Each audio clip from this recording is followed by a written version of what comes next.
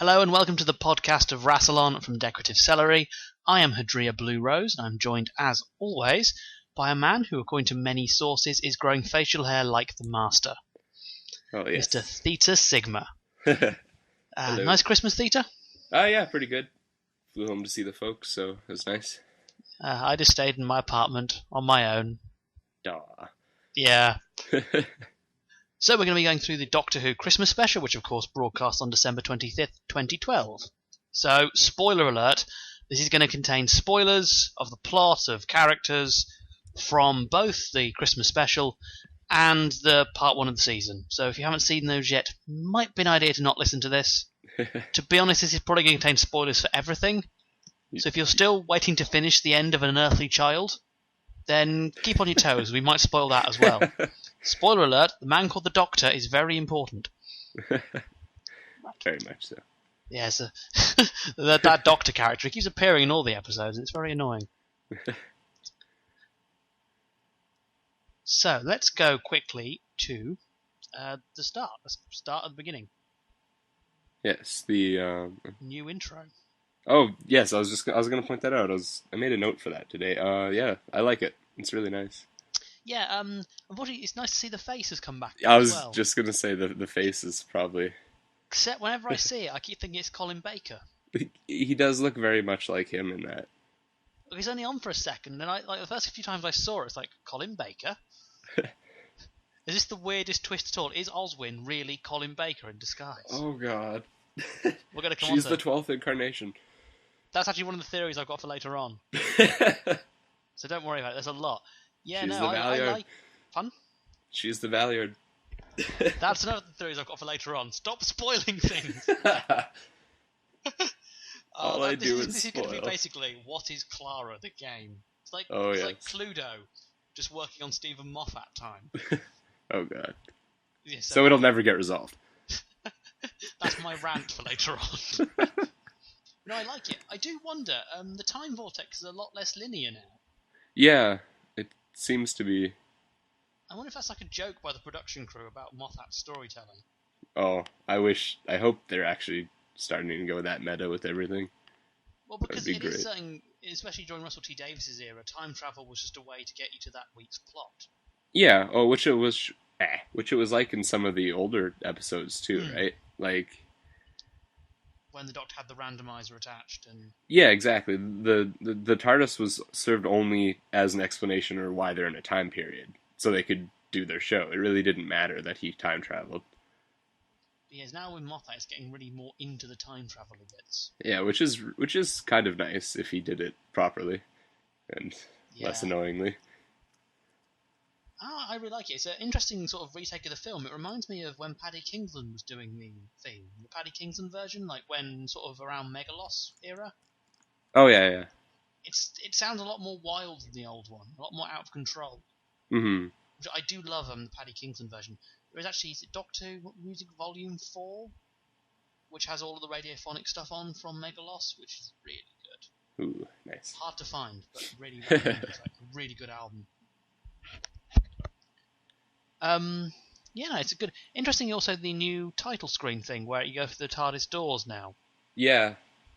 I'm not too sure about that, actually. It's a bit weird. Yeah, I don't know, that's such an awkward change. Like, that's something that's never been... Because all the title screens have been very similar for the most part. Yes. And it seems they're keeping with the new, have a different texture on the title card. Yeah, that's kind of cool. What the episode is. I quite like that. It adds a nice bit of visual difference. Yeah, so you can tell the episodes apart then just by watching. Yeah, I said I was mostly just impressed with the fact that we got the face back. Yeah, which is probably just because it's the anniversary. I'm assuming it's that. It's a very weird time to redo the intro in the middle of the season. The middle of the season. It's weird because I think effectively what they've done is they've basically regenerated the Doctor. Yeah, as the same man. Yeah, so. It's effectively a regeneration, just with different... Just sort of, they've redone everything. I hope they do explain all of this at some point. Yeah, like why he's... I mean... Well, yeah. Yeah, it's kind of weird because Christmas specials always tend to be out of the plot line, but this one really wasn't. This one was quite hard if you weren't familiar. Yeah, this one actually had something to do with something, which was very two odd. or three people who've watched it with me. The person I was watching it with the Christmas Day, I was like, oh, actually, it'll be fine. Yeah, this is they're Oh yeah, exactly. Like with my family watching, I was like, yeah, whatever. They'll just get a nice little campy. Like this is kind of what Doctor Who is. Yeah, it turns out. Actually, I did like the episode overall because it did have that sort of rompy kind of feel to it. Yeah, it did feel like sort of a good old-fashioned romp. Oh yeah. And I'll tell you, it's better than last year's. That's all I'm. Yeah. Point. I mean, it's nice they focused on a much more comedic element. Yeah. Which was, I think, just more suitable for the time. Also, I'd say it made Clara's death a bit more impressive. Yeah. I didn't enjoy. She's Rory Williams. Yeah, no, it's even worse than Rory now. Well, actually, at least this feels like they're planning something with it and not just killing him off every 15 seconds. It's not just going to be a running gag now. It's actually going to be important to the story. We hope. Probably not. It was the worst is when they keep referencing like when Rory kept dying. It's like because the silence referenced it, and then at the end he's like, "I never die anyways," and then just jumps off, and it's like, yeah. After a while, I got the feeling that they wanted so badly to make Rory kick ass. Yeah. Like Arthur Darvill was just getting bored of dying every 5 seconds. I actually want to have an effect on the plot this week. Please, and then Mr. Moffat. And then apparently he just became an idiot because the whole eggs thing. It's like, really? Really? There's a Dalek powering up going, eggs, eggs. And your first thought is, oh, do you want your Dalek bump? It's like, no, you run. You leave that alone and actually, has he had any interaction with the Dalek? Had he had any interaction with the Daleks up to that point, apart from aborted timeline stuff and Pandorica? Maybe not, actually. Well, the Pandorica, yeah, because the Pandorica never actually... Weird, maybe he didn't. But then still... Again, the human race continually forget the Daleks. It's a recurring thing. But still, traveling with the Doctor, you think you just stop trusting things at some point. Yeah, I guess especially because you've just been like a massive room of them and the Doctor was obviously scared. Yeah, because he was very not amused at that point. That was a pretty good reaction from him for that. Oh yeah, I do love him. Matt Smith is actually a very good Doctor. One I really enjoy. Yeah. Probably more than I enjoyed Tennant, actually.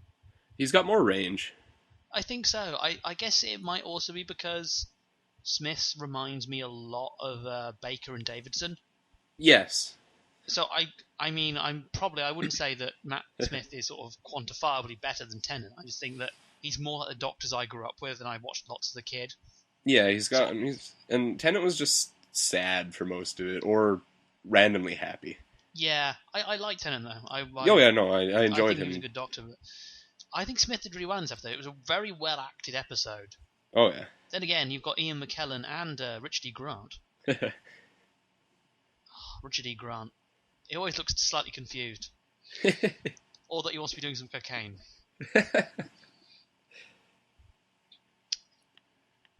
So probably from there we should just move on to the obvious point that's coming up, which is Clara. Oswin Oswald. She has generated a bit of debate. Far too much debate. What is she? No, exactly. Actually, I found a list of theories, and I think we should just go through each one of them and try and prove each one. Okay, that works. Right. Let me just quickly check the list. This is sort of combined from Tumblr and all the other... Is it Tumblr or Tumblr? I couldn't tell you. I've been arguing over... Weird micro-blogging platform that isn't Twitter that we don't use. Yes. we have a Gmail. We're that far in the future. We have an email address. Technically, we also have, 2 letterboxes, so... Send your complaints. Yeah. You have a choice. Do you want your mail going to Canada or America? Right, the first one, which I think is one you'll like. She is the Rani. Oh, I would like that a lot. Yeah, I just know. I would love, love, love it to be the Rani. Or, to be honest, for me, any sort of time traveller. Yes. For those who don't know who the Rani was played in the 80s. She was during Sylvester McCoy's Seventh Doctor. Yeah, 7th. She was really underused, obviously, because at that point they were cutting episodes like nobody's business. Because the show was going out of fashion. And she actually got quite... her idea got quite interesting for a while, just Yeah. because she was like someone who not like for a quick thing, she was like the female equivalent of the Master, basically, but she had so much more than that going on for her. Yeah, I think her thing was very much that she actually wanted the same thing as the Doctor. She was went about it in a different way. in a terrible, terrible way. Which is sort of a nice, which should fit really well in with this whole idea of the Doctor. Should I be part of things? Yeah, right. That's why. Yeah, that she would fit very well with all this now. Yeah, I think the Rani it'd be really awesome, but unfortunately we never saw Clara regenerate. Yes. That was the interesting thing. She did seemingly die. Well, we never saw her die. Well, apparently she was buried. Well, something. We never saw that on screen. This is Yes. Moffat we're talking about.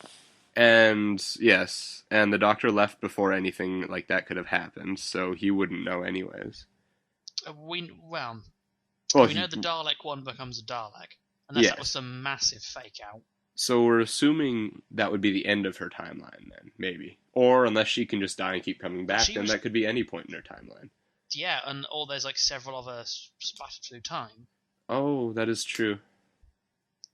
But she seemed at least somewhat aware of him, especially at the end. Yeah, but she said I remember, so presumably some weird form of outside of time consciousness? The whole, what did he call it? Morphic field? Something similar to that, then I guess they're trying to pull again, maybe? Yeah. See, actually, I have a point about her being a time lady. Is note when she runs around the TARDIS, when the Doctor was waiting for Bigger on the inside. Yeah. What music cue does she get? She gets I Am the Doctor. Oh, she does. It's the new version of the Doctor's music cue, and the Doctor doesn't get that until later in the episode. Weird.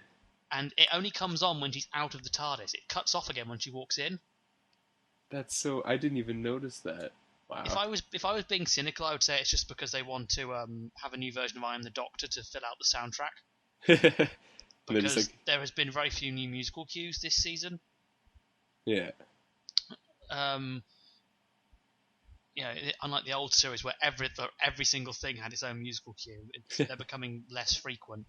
Yeah. But yeah, she had I Am the Doctor, which is interesting. That is very... I don't know, I guess it's also that it's smaller on the outside. It's such a sort of a Rani idea as well. Yeah, right? Because it's opposite of the Doctor. Exactly, it's everything that he would do, but in a different way. The sort of reasons it's probably not the Rani.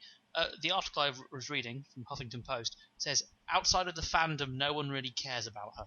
That's why I'm sad, because it's something like Omega, right? Like, they're probably never going to bring him back, because nobody knows about it. They were hinting at it, seemingly, during the thing with the angels. Yeah. Well, there's another thing, I can't remember what episode it was, but there was like a bunch of Omegas like drawn all over the wall. And that was the angels episode. It was on River Song's costume as well, there was an Omega. No, there was another episode too, but yeah, anyways, yeah, and I was like, oh man, because that was another interesting character. I mean, you could do a lot of the new Rani. I think you could do an awful lot with her. Well, they could just reintroduce her. They did it with the Master quite well.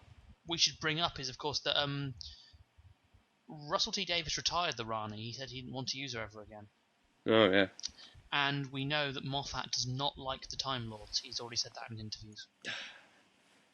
But the Time Lords it's an actual enemy that's like close to home for him. That's what I always liked about them.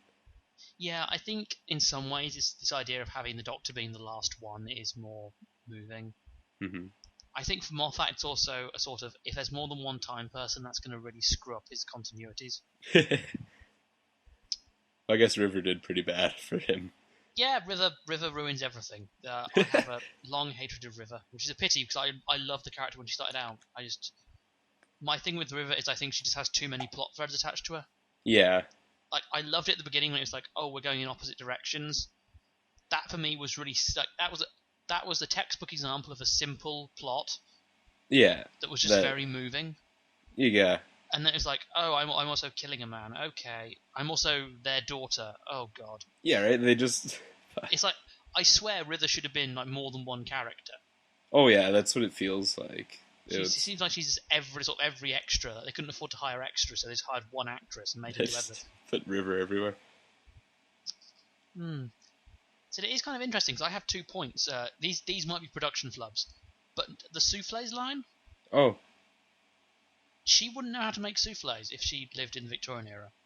Unless she's time travels. This was the 1890s. The souffles weren't even common in England at that point. And as a barmaid... Oh, yeah, she actually... Yeah. She wouldn't know. She would not know how to make souffles. To make a souffle on sort of the old range cookers, from experience, is very hard. Yeah, souffles are painful enough to... Until sort of the 1900s, souffle was not a popular dish. It didn't actually become dramatically popular in England until the late 30s, when there was a boom in French cuisine. Also, she says, hello, mates. Yes, the kids. that too. But, that mates wasn't a common sort of greeting for friends until later either. Really. Then again, that could just be... both those could be production flubs. Oh, yeah. Well, I mean, because they want to bring it up the souffles again to connect her and be like, hey, by the way, this is the same person. Souffles fit better with her character before because she was sort of a 50s housewife kind of vibe. Yeah. And the mates could just be Dick Van Dyke-ish London. Yeah, yeah. So that's presumably what people expect. This is just me being anal on history, but yeah. Though I do love the Mary Poppins reference with the umbrella. Oh, yes. That was a fun tip of the hat. I did enjoy that. We were, actually, a buddy of mine was pretty sure that they were just going to Mary Poppins away. He didn't even think that they were going to hit the ladder there. He was like, no. It's definitely an interesting thing. I don't know. I would love her to be a time lady. It'd be nice to see someone give the Doctor a run for his money. Yes, well, that's why I like just her intelligence right now. Like she's on the same level with him, which is just so nice. After submissive Amy. Oh. My only thing is, it seems like we're going to get modern Clara. Yeah. Which is really annoying because in the old series, modern people were the rarity. Yeah. I mean, even Sarah Jane came from 1980, which was the future when it was released. Yeah. So it's sort of a pity we have to get modern Clara for a while. Well, I think it's going with the whole trying to like bring it to American audiences and stuff, as they have to, and like the average people now are not that like good with things now, so they have to actually like. That's why they have the slower characters, because the Doctor has to explain everything. It's like, no, just let them go run around, and then you just pick up things as they come. That's how life works. I know. I mean, Clara reminds me so much of Ace, and if you're reminding me of Ace, that's a good thing. Yeah. I mean, Ace is probably in my. It's for favourite companions, toss up between Ace and Sarah Jane. And again, it might just be because Sarah Jane was the one I saw so much as a kid. Yeah, that's from your. But yeah, that was my. But she was very good. I enjoyed her. I loved Sarah Jane. Hence why she's the only one who ever got a good spin-off, or got multiple spin-offs. Yeah, I mean, I think it's great she reminds me of Ace. It's nice to have someone who's a bit spunkier and not as submissive as Amy. Yes. But of course they're bringing the whole love interest thing back into it, it seems, which kind of bugs me. Yeah, I don't know. I think that could peter out. It's more... The weird thing about their relationship is it seems more lusty. Yeah. Because of their argumenty. It sounds sort of very lusty, which is... Which I would be okay with then. It's just as long as it doesn't get like Amy, where it's like, really? Because, like, to me, it's like the Doctor's, like... Even though he only says he's like 1,000 or whatever, he's much older than that. Like, if you look at from the old series and everything, and actually look at all the numbers and everything, he's very, very, very old. And it's just like, yeah. Yeah, I don't know. I hope they don't go for that. I think we've had that with basically every companion up to this point. Yeah. Which is strange, because the old series went out of its way to avoid that. Well, yeah, but he was always the grandfather like in the old series, right? Like even with his like younger looking ones. Davidson, he got sort of energetic. Yeah. Yeah, I don't know. I hope they don't make her into a generic love interest. No. Though again, I think they could if they kept up with the she dies every time thing. That could be a fun thing for a love. Then that'd be good for a love interest. Like the idea that the Doctor gets like such a limited time with each one. Yeah.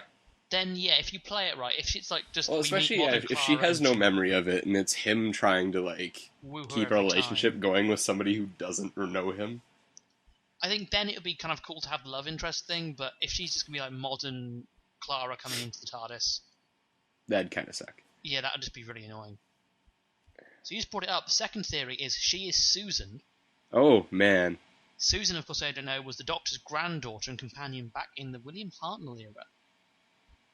Now, that's, for me, they say this is possible because of references to William Hartnell with a library card of his picture on it. Oh, yeah. And they also say there's a resemblance between Jen and Louise Coleman, who plays Clara, and Carol Ann Ford, who played Susan back in the day. But I don't see this one coming. No. Well, it would be really... The kiss. Like, that's just my thing for that. Yeah, my other point would be the fact that, you know, when he was grandfather, that was before any sort of mythos was there. Yeah. I mean, he wasn't even a Time Lord at that point. He was just a man in a box. Yeah, because he only had one heart at that point. That was back when the show was an educational show to teach children history after the 10 o'clock news. Yeah. 6 o'clock news, sorry. Yeah. So I would be... Also, Susan, didn't she get killed? No. Well, no, someone else. What was it? Because she came back for the 3 Doctors. Or the 5 Doctors. She gained some Time Lordish power for a while. Oh, I can't even remember. Because then there was the Earthly Child, like that one comic / audiobook or whatever. Oh, yeah, the Big Finish one. Yeah. Never got into that one, so I don't really remember. That's the latest I've heard of her in the mythos. Either way, she hasn't been there for a while, and I would also point out the fact she was only... This is why I find it amusing with the whole lustiness between Clara and the Doctor, is that they had granddaughter for Hartnell, because that was deemed the acceptable relationship. Yeah. The idea of you couldn't bring a little young girl in with an older man and have it... Yeah, and it was sort of... There's actually a lot of shows which had sort of, for children, that had sort of a grandparent figure. Yeah. Because they didn't want to have the parent figures there, because that wouldn't be adventurous enough. No, because the parents wouldn't let you do anything. Yeah, but your grandfather will let you go do crazy things and time travel with him and whatnot. Yeah, so that's why sort of the grandfather-granddaughter thing came around. Yeah, I can't see that happening, and they'd have to pull... I mean, I find it kind of amusing in this article that she says that no one in the fandom cares about the Rani. Yet she's pulling Susan out of nowhere. Yeah, like, I don't think anyone cares about Susan. I mean, come on. Susan was fun as a companion for the time she was in there. But I don't think modern audiences would enjoy Susan. Well, the only reason I had any interest in Susan is the whole thing with the Doctor being the other, and the fact that Susan's actually the other's granddaughter, not the Doctor's. Yeah. Right? That's been my only... It's like, that whole relationship is the only reason she even sticks in my mind. For someone getting into Doctor Who, I wouldn't blame them if they skipped William Hartnell entirely. To start off with, because it has so little link to the modern Who. I would always say, watch William Hartnell's episodes, the ones that survive. Yeah. Because they're good. But like, when I'm getting people in, when I sort of introduce them, I would never make them watch William Hartnell, because it's so different how the show is now. Oh yeah. It's just a totally different monster. And I think, I'm very surprised about that. Again, this is a point, is that... but you can't discredit the Rani and then bring up Susan. That's just... Well, she does bring up the 2 points that Moffat doesn't like the Time Lords, which is the other interview I found. Yeah. And no classic character is yet to be regenerated back into the show. Except for the Master. Oh, that's a point, yeah. Well, technically, though, I guess the Master's sort of an exception in that one, because he's an actual villain. They kind of rewrote him, too. Yeah, but if so, you can also say Dalek, Cybermen... Oh, yes. Alright, here's the theory I really, really dislike. She is related to Rose, Donna, Amy, or River. Oh, no. Oh, speaking of Rose, the bar she works at was called the Rose something or other. The Rose and Crown? Yes. That was a very common English bar name, still is. Yes, but just the fact that I saw that and I was like, no, if this is a reference, I'm gonna punch something. I think it's just the most common sort of... The most generic, the John Smith of bars. Yeah, after Red Lion, but I think, if I remember rightly, I think Red Lion is a chain in the UK now. So it might be why they couldn't mention it, but I know I've been to several Rose and Crowns over the years. I was just going to make a Rose comment about that, but... That theory, to be honest, this is my one issue with the Christmas special. More plot points. Do we need more arc words and more plot points? No. We need. I really He would love hasn't it. finished stuff from like season 5. I hope Clara is not locked in all the sort of Demon's Run stuff, because they just need to get that resolved. Well, I mean, that's the only reason I want her to be, is so maybe they'll resolve it. to be honest, my sort of reasoning is that I like longer story arcs. I think, unfortunately, Moffat can't do them. filler. There's just so much filler. It just feels very, very unfocused. I'd bring up, if anyone wants an example of a good sort of longer arc, the Talons of Wing Cheng, Tom Baker episode. Yes. That is perfect. I like that one. That one was very well done. It feels streamlined. Yeah. There isn't like a single hanging thread on there. And yeah, I can't see it. First, I would say I hope Amy is dead. Because when they started doing it to Rose, it just got on my wick. Yeah. And I think it actually ruined Donna for me. Because I sort of pity Donna Noble as a character, because she never got a chance to shine because Rose was coming back every 25 minutes. Well, yeah, and Rose was the only reason Donna became important. Yeah. Like... It just didn't seem... It just really doesn't seem it, to be honest. No. It'd be And then Martha got pooed on the entire time because the doctor was like all sad about Rose, and it's just like, no, go away, she's gone. Yeah, new companion, please. And I have heard theories that, is she a version of River? But technically, River can't regenerate anymore anyway. No, unless Moffat pulls some stupid wibbly wobbly. She gave all her regenerations to the Doctor, and she lost a load of them. Yeah. Well, actually, we don't even know how many regenerations River had, because she was only part-time Lord. We've seen 2, and she gave up the rest, apparently. So she might have only had 5. I wouldn't be surprised.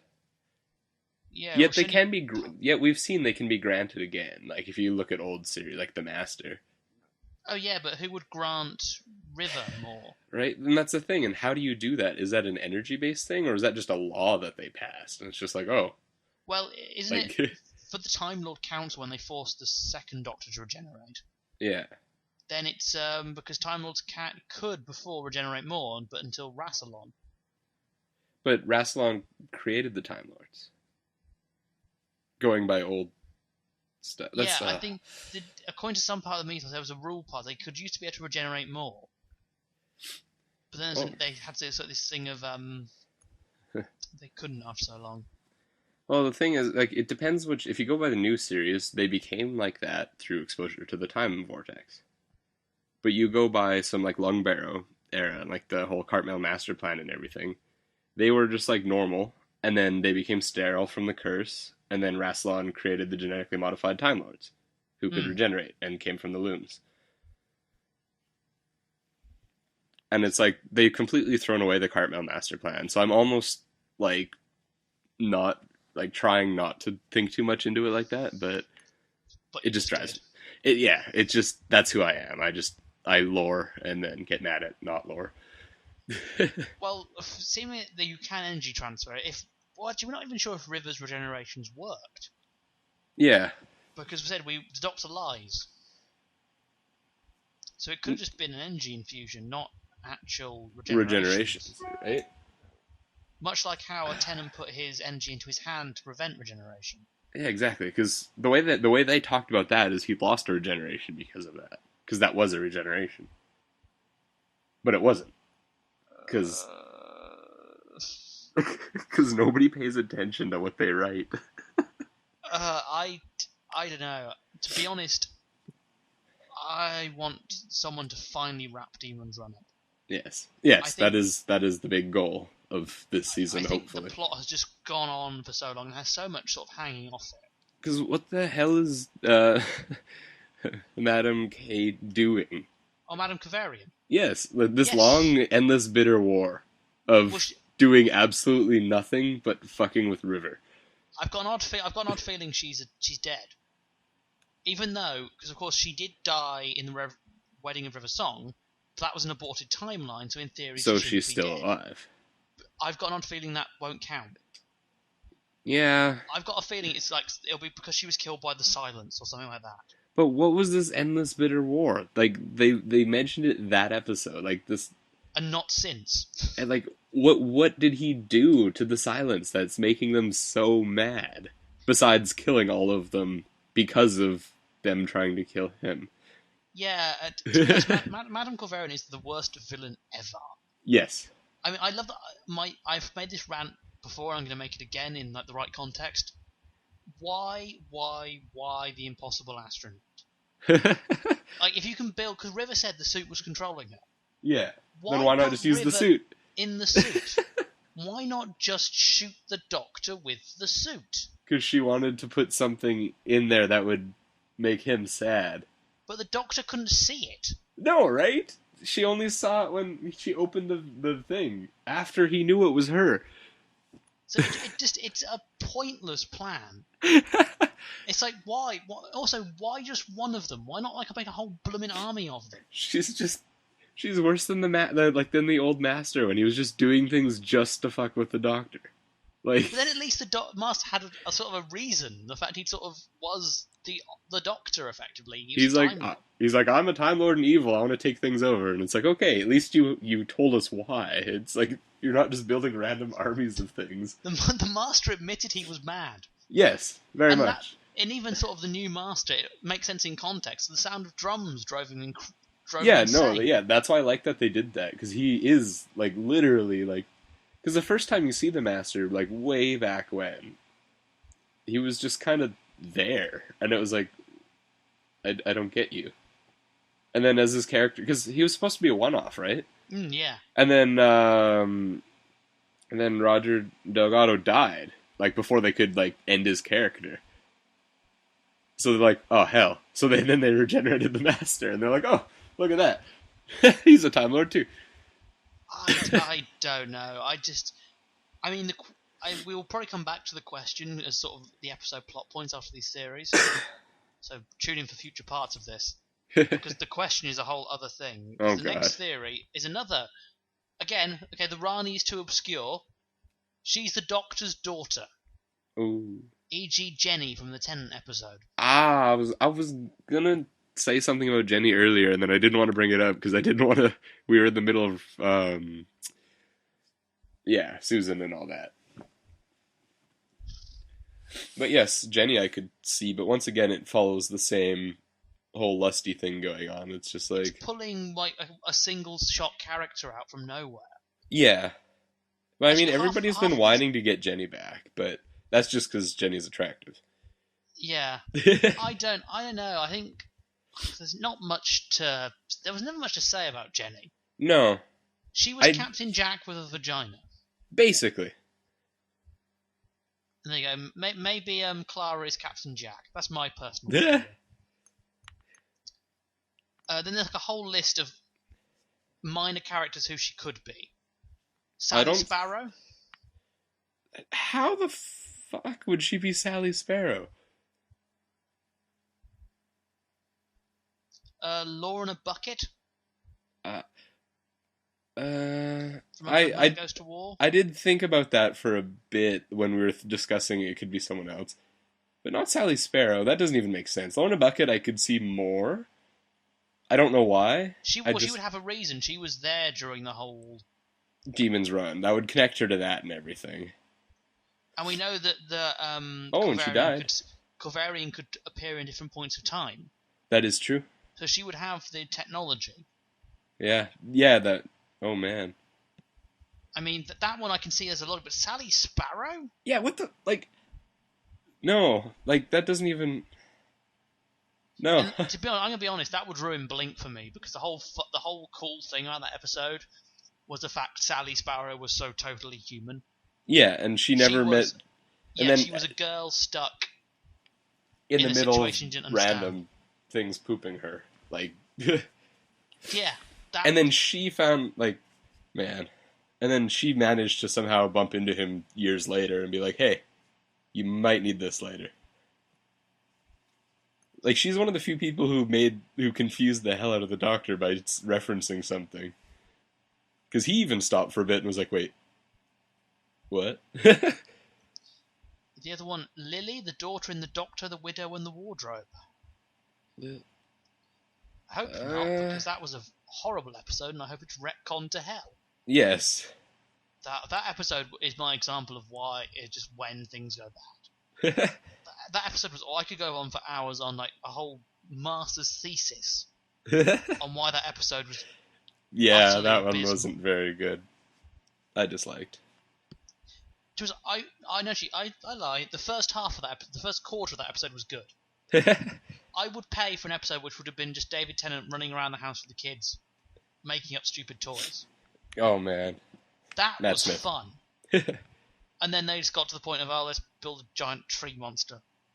Yeah, I don't know. Let's utterly waste Bill Bailey. You're right. It's like you have Bill Bailey. Do something interesting. Nope, he's just there. Just that whole episode for me was like blown out of the water immediately when they had Alexander Armstrong playing the dad. I mean, yeah, let's use a very famous British comic actor. And not make him funny. He's funny. Going to die in the first scene. And not come back at any point. Until the very, very end. Yeah. Alexander Armstrong's a fan of the show. You're not going to kill him off in like 10 minutes and then never see him again. Right? It's like, oh, it's finally my time to shine. I finally get to be on Doctor Who. Oh, I died. Hey, look, I'm Rory. I want to make that my ringtone now. Hey, look, I'm Rory.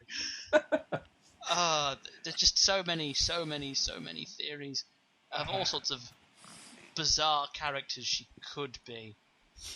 I'm still convinced she's her own character. I'm more concerned what she represents for the show and like what she is, more than anything. I think that she is. I think she could be fun. I think it could be fun to have a more active companion. Oh, because their chemistry. They both go so fast. I love them together. Yeah, there is I said again, this is that thing for me that just reminds me so much of Ace. Yeah. Just a companion who is going to push the Doctor, to have some fun with the Doctor a bit more. And if she starts traveling with him, she's not traveling with him because she wants in his pants. I think we can say dick on YouTube. Yeah? I think we can. Yeah, okay. Either way, she's not traveling with him because she wants in his pants. She's traveling with him because she's actually crazy and wants to go see things. Yeah. Because everybody else has been like, oh, I want to travel with the Doctor. Why? Because he's hot. It's like, you've wasted a free ticket to time and space. The other theory, so this is from a different list now, so this is a TARDIS. Ooh, yes, there were humanoid TARDISes later on. Though, then why would she be impressed by the TARDIS? Nostalgia? Maybe. She may not be aware of it. True. That would also explain that the whole smaller on the outside line, that she could sort of read the heart of the TARDIS. Yeah, right? Because to her, the inside makes more sense than the outside. That was a very, very weird line. It just felt... In fact, it was funny, but then the more I think of it, the more clunky it feels. Smaller on the outside? Yeah. Yeah, well, that's why they said bigger on the inside than smaller, like originally, right? Because it's just easier to say and it makes more sense. Interesting one. Spatial genetic multiplicity, like Glenn from Torchwood. Yeah, the morphic field. Or whatever. Makes sense. I haven't seen much of Torchwood. I gave up after season 1. It was just abysmal for me. Yeah, I did not like Torchwood. I watched it because that's me. I have to watch everything. But Miracle Day Saw bits of Miracle Day. So much anger from that. Just ugh. I did not like Torchwood. I think for me it was, again, it's a nostalgia thing. Is that I'm so used to Doctor Who being about beating your enemies via quick wit. Yeah. And intelligence, and it was like Captain Jack, who's just firepower, and it's like... Yeah. Clones created by the Daleks. Those human Daleks we saw? Oh, true. But to what purpose? Just to passive-aggressively mess with the Doctor, whom they don't remember? Annoy, rearrange your papers for the financial year. Oh, Especially now, because, well, I'd say if she was, then the Daleks would still remember who he is. right? That might have been something to throw him off her. Or throw him off Oh, them. unless it depends. She could be a rogue Dalek, I suppose. Oh, that's true. That went rogue in the asylum. They could have been made by her. As in, she was the rogue Dalek with that much power in the asylum. Oh, we're gonna get Renegade and Imperial Daleks back again. Oh, man. That would be fun. Well, we are gonna. I think that theory makes a lot of sense because we're leading up to the 50th anniversary. Yes. And I've got another thing that's going to involve a massive Dalek invasion somewhere down the line. I'm wondering, and with the amount of supposed past doctors that we've got signed up. Oh, yeah. I would be surprised. Either we're going to get back to the Tomb of Rassilon again and have another game of Rassilon. Oh, man. Can you imagine the game of Rassilon with actual good special effects? Like, what they could pull off? That was impressive. I would be kind of cool to see how the old Doctors react to the new Doctors. Yes. Like, I've got to admit that we're going to have... Well, Peter Davidson already likes Tennant's Doctor from Time Crash. Yes. But, it'd be Which kind would of be interesting if they met again. Pardon? That would be very interesting if they met again. I would like to see how Seven reacts to everybody. Oh, yeah. Well, I'm pretty sure 7 and 11 would get along quite... After they've actually sat down and had a talk. And so would probably punch each other a couple of times. Oh, yes, because they're very, very similar. Like, the whole dark and manipulative and brooding, like, they're very... Yet so happy and make no sense. Yes, yeah, I can... maybe we'll get to see Seven entertaining the gods of Ragnarok again. Oh, I love that so much. I love that whole thing. Is just this very strange, but very well played. And it's so him. It's just... Oh, it's so good. Said the Doctor. That would be kind of interesting, but yeah, as also the big episodes have always involved the Daleks, and they're sort of the famous villain. It'd be strange if the 50th anniversary went off without them. Yeah. Well, I'm sad that they wasted all the enemies coming together on the Pandorica. Because if they would have just waited to the 50th for something like that, like just everybody who's ever hated the Doctor, and then versus all the Doctors. And then it's just like, if they do that now, it's just like, oh, you've already done that. Yeah, I think you could do it. I think that would be interesting to see how that pans out. Actually, do we know if the 8th Doctor is going to be in that? I don't... They redesigned him, though, is all I remember.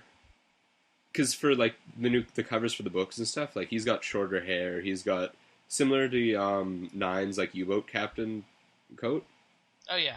Yeah, he's a lot more, like, streamlined looking now. He's not quite as, like, old fancy Victorian style, like Victorian. To be honest, the 8th Doctor, I wouldn't object to the 8th Doctor not being there.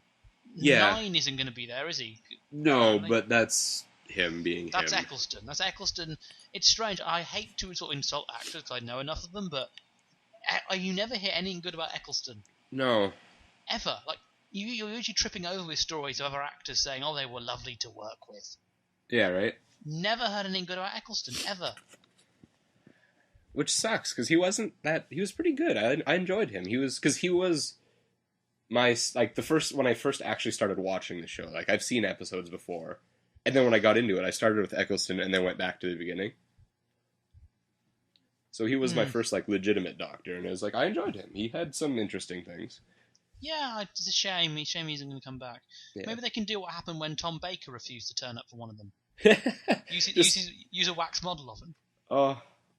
And the footage is like, oh no, he's been locked in time. He can't show up. Oh, there's some great production photos of them all mucking around with the wax model of Tom Baker. That's funny. I was reading something about that, and then, like, immediately after, he was so pissed he didn't go. He's like, because he didn't think it would turn out any good. And then after, he's like, God damn it, that could have been great. Yeah, I know. So this is obviously all building up to the 50th, this is the only reason I can understand for people, bringing up granddaughter theories. The final theory I've got on my little list is a person skipping through time due to the weeping angels. Oh. But she keeps dying. That's my only... Well, technically, if the angels killed you, they could still throw your corpse back in time. Yeah, but why would she come back? That's the point. I know. I don't think it will be the Angels, just for the fact that we've already just used the Angels so much with Amy and Laura. Yes. And the fact that she's died twice now. Or If that's the same person. if she's died. Because knowing Moffat, she's... yeah. It's very interesting. I don't know. I've got the theory she is a human time traveler, and I'm going to base it on the Souffle's line. On the what? The Souffle's line. Oh, yes. That is what I'm basing it on, because I don't... She also seemed to be much more knowledgeable than... Anybody. she made out. Yes. Just and her... a quick... Ooh, we'll sorry. be going. No, I'm... Quick, bizarre fact. Clara's headstone, she died in 1982 and was born on the 23rd of November 1866. Oh, wait, what? I totally missed that date. What the hell? Why am I not paying... These are things I usually, look for. Oh, because I've only watched it twice. Thing, That's why. she shares the same birthday as the preview of Doctor Who. 23rd of November. Ah. She was 26 when she died, the same age Doctor Who was when it was cancelled in 89. Weird. She's Also, Doctor Who. The She's other, the show. The other, there's only been one other Victorian companion, Victoria Waterfield. That name and is... she fought against the Daleks and the Great Intelligence in 1966 in London. What was the Great Intelligence at that point? I can't remember. It was in the Web of Fear. The Web of Fear for ages. I looked it up, but I haven't seen the Web of Fear for ages.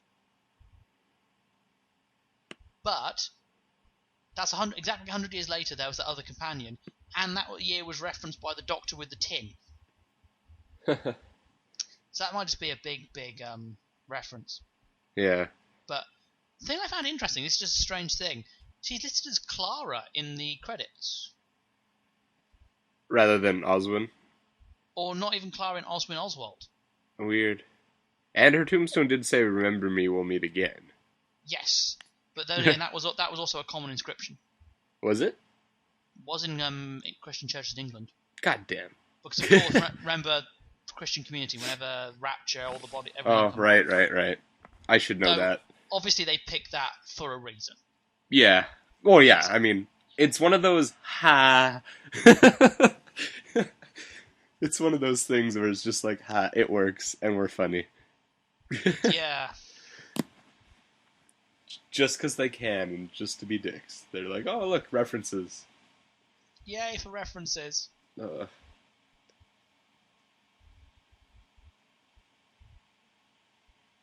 So just move. Wow. So we're not sure what. Actually, take a bet. What is Clara? That's going record for this now. I'm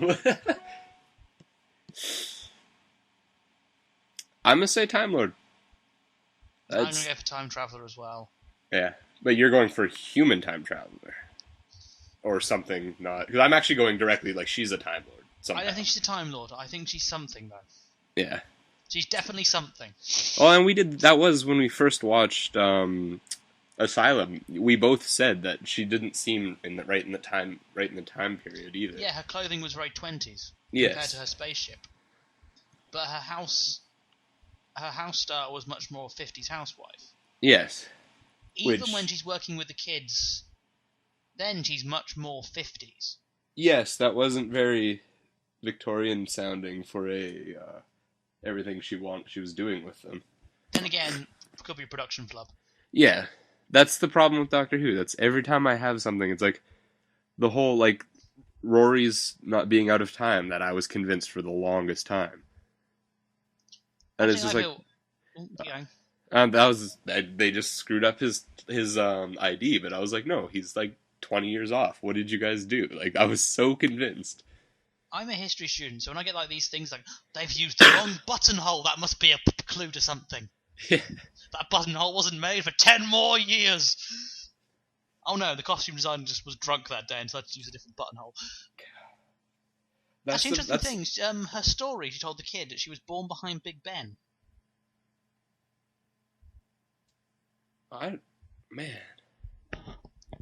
I need to watch it again. I've only watched it like 1.5 times. Well, when she's about the Doctor living on the cloud. Oh, yeah. She says the fake story she tells, like she was born behind the back of Big Ben. Yeah. Counting for her impeccable sense of time. Oh, yes. Okay, I remember that now. So, time travel. Also, who was the other person we've seen behind the face of Big Ben? Captain Jack. Jack was... Yeah. Oh, God, no. No, she is Captain Jack. Oh, I hope she regenerates and there's John Barrowman in a dress. To us, John Barrowman's probably phoning up requesting that. But Barrowman didn't become time capable until later. Yeah, but that was Moffat. That was during T. Davis's reign. Yeah, but there's so much, and then his history is actually well established in Torchwood. Yeah. But do we think Moffat cares? No, yeah, it's Moffat. It's actually, I don't think the new Doctor would work that well with Captain Jack. Actually, no, that'd be a really, really weird conversation. But then again, that whole story thing goes off. Next thing she's about is fish. Because I do not like to swim alone. Oh. Huh. So I don't think I have looked it up. There has not been a Doctor Who character who can produce fish yet. Can produce fish? Like just make them out of nothing. No. But though she did say she invented them. She invented fish. Give the image of her being some form of time traveler. Yes.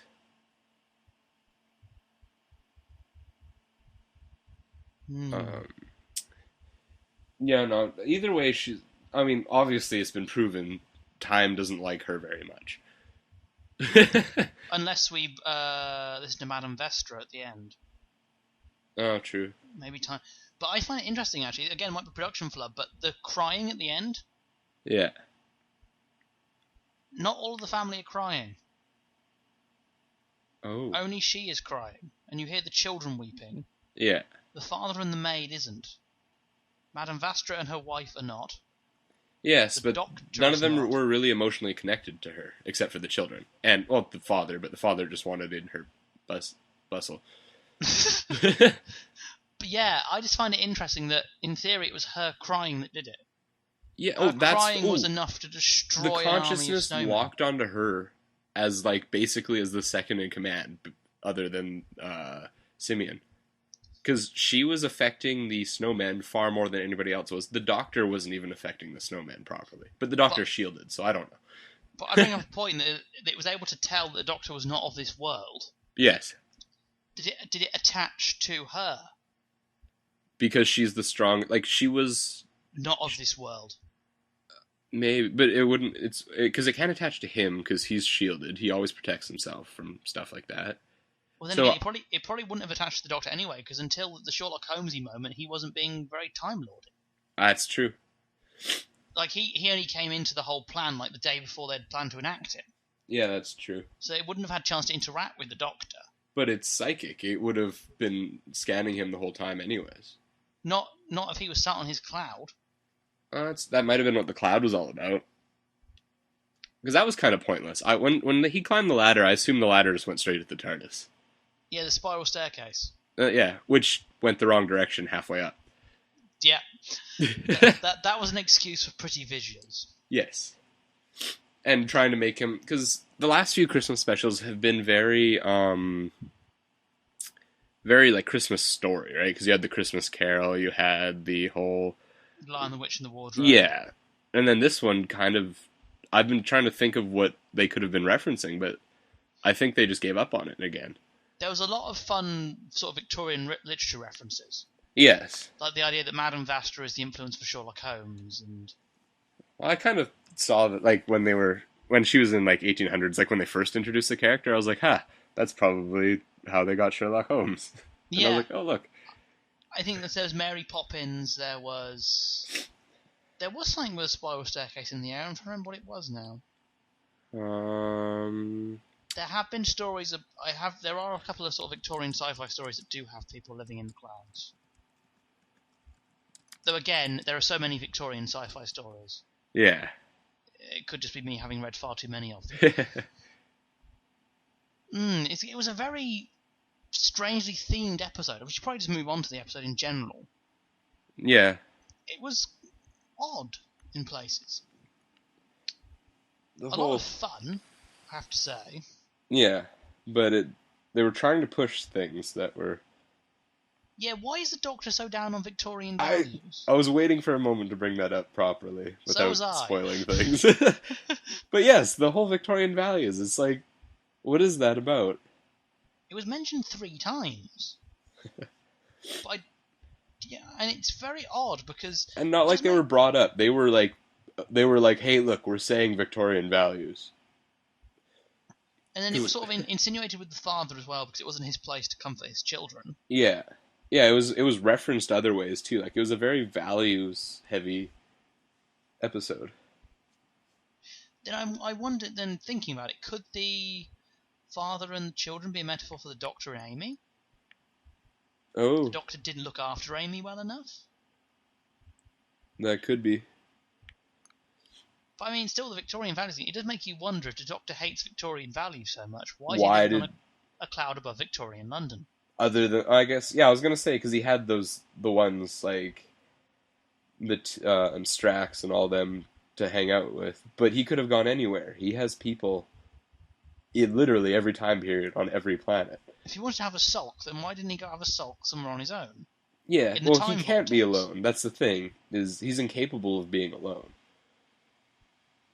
Because you look at, like, Waters of Mars, like, look what happens when he's alone. Like, terrible, terrible things. True. He gets... He did seem to be enjoying his book, though. Maybe that's what it is. Victorian London's just handy for the shops.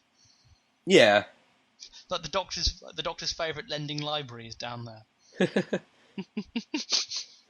Well, he does have an awkward attachment to humans. And that's kind of a time period where it's not in the future where he's going to get noticed by everybody constantly because we have tech.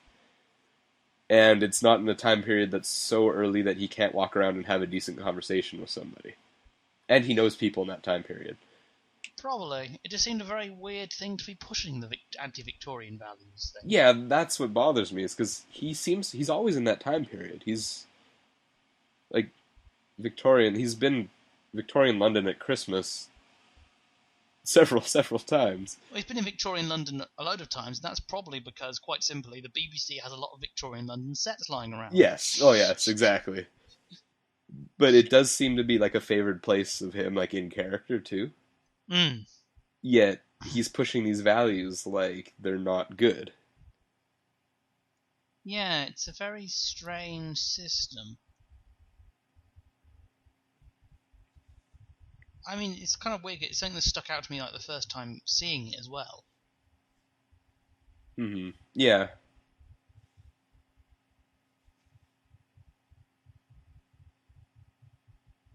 His bow tie reference was weird this time.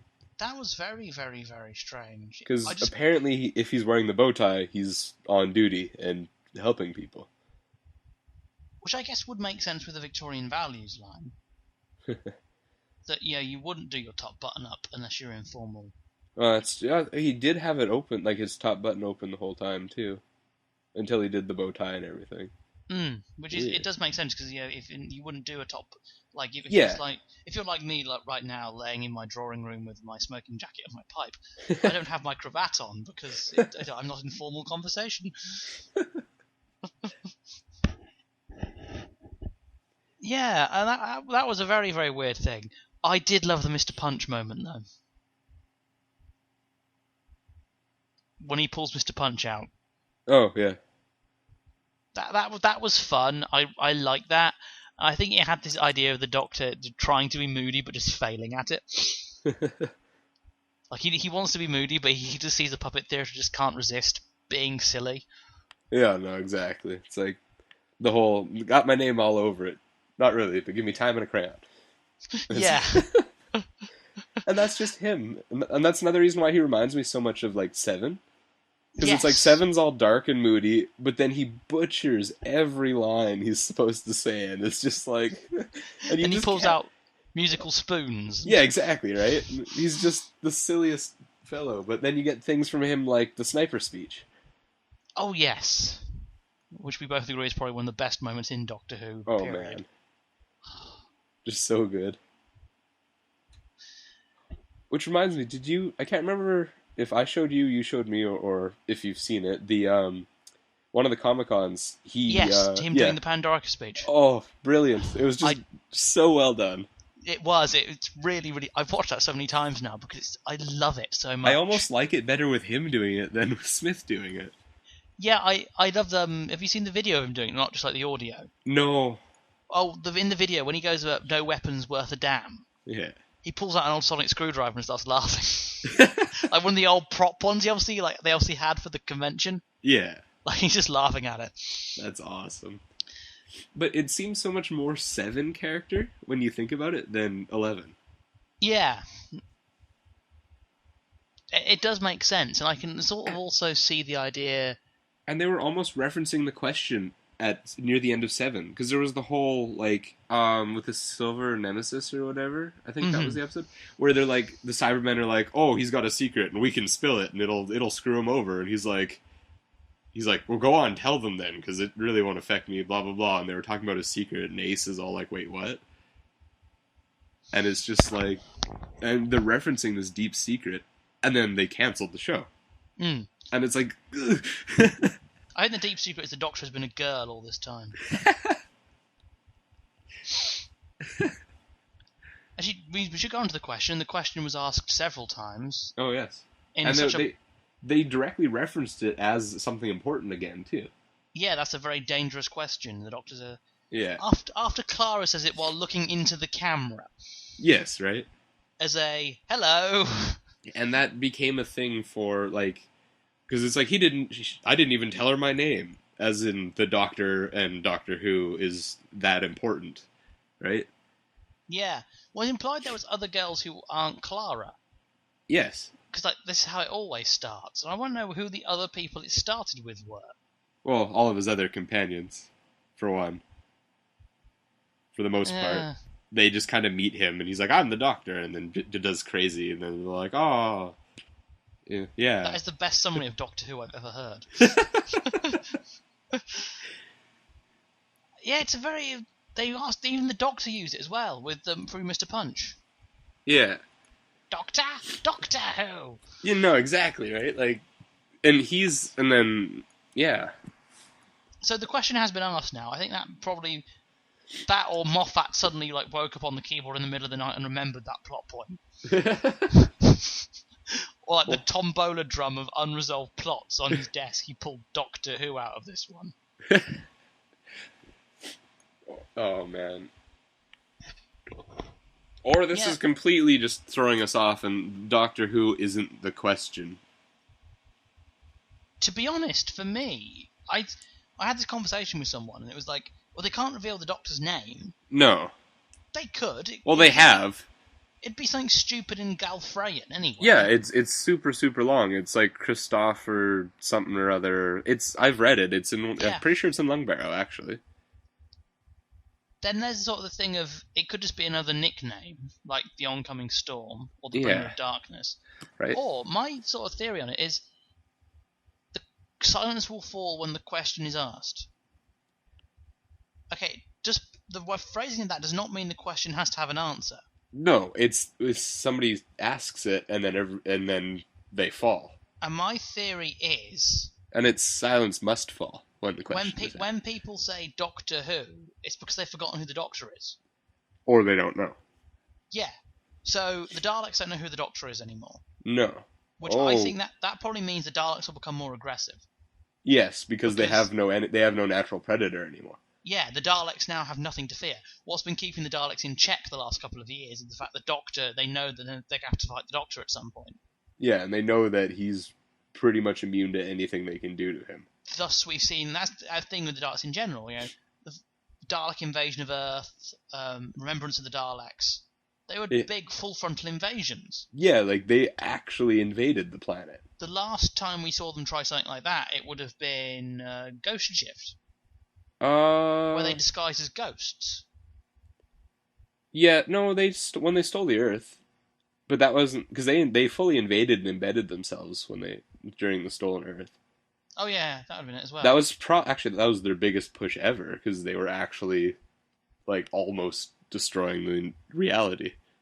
But again, see, it's weird that you see that, but they're being more strategic. Yes, they're not just going for the put landing craft down and charge out system they were using. Yeah, they pulled the Earth out from under the Doctor so the Doctor couldn't find it. Yeah. Like, the only way they can attack the Earth is if they put it out of time. So now they don't have that sort of force hanging around.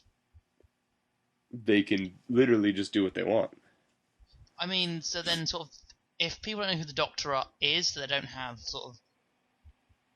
Like, I wonder if it's like... It could also be something to do with hope.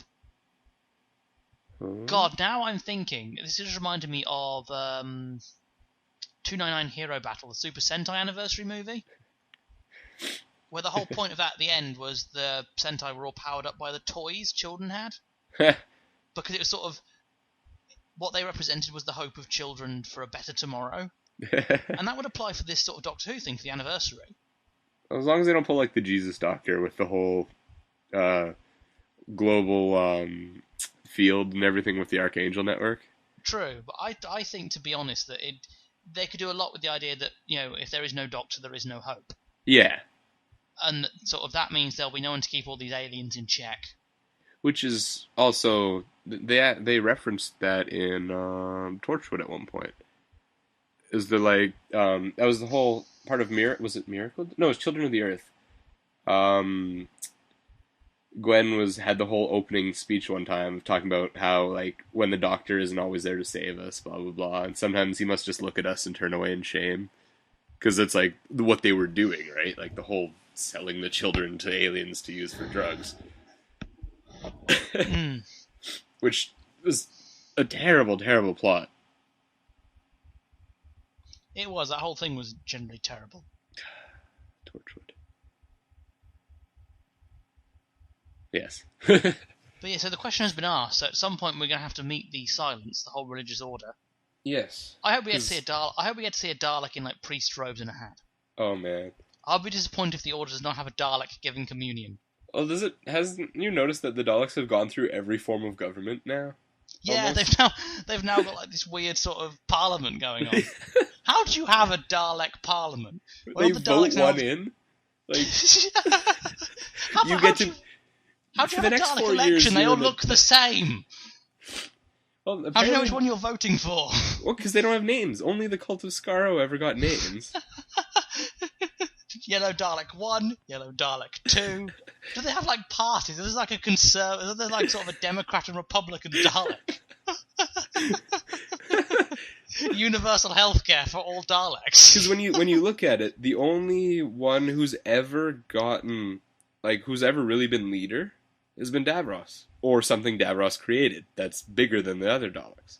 Yeah. Like they've had leaders forced upon them, so it's like. They wouldn't even know what to do with it if they had a vote. Oh, that's actually a good point. There's now like a Dalek parliament. So that's just been bugging me for the longest time. And actually, I'm pretty sure they referenced it in that episode, and they're like, Amy and Rory were like, wait, what? Hello, I am Dalek Minister for Farming.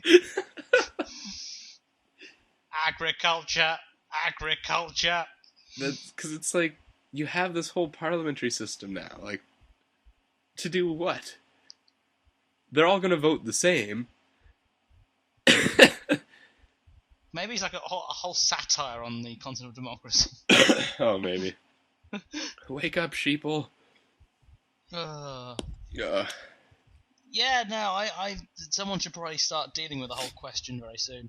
For, like, the big question and the bitter war, it's been very slow going. Yes. Maybe that's why this bitter war is so long. Because they don't know what to do. Madam Vesper just sits there being bitter all day. Like, flipping doctor. Just sitting there brooding. Opening up her little opening up her little time slit every once in a while. Yeah, it's just like, I'm watching you poop, Doctor. There's nothing you can do about it. Okay, that's almost as bad as our River's actually the master discussion. I think after a while it evolved into Rory is River and River is the master. Just passive-aggressively messing with the Doctor. I guarantee that's like all the big enemies now. Just grew tired of constantly being defeated, and the only way they can't be defeated is if they passive-aggressively mess with him. So, just mess up his documents every once in a while. Throw a randomizer on the TARDIS. Just mess up his hat. Steal his bow ties. Aha, Doctor, we have evaporated your milk. You cannot make tea. The Daleks reign supreme. Oh. Steal his bow ties. Swap them all for cravats. Oh. Give him the 6 Doctor's wardrobe back. Oh God. That poor man.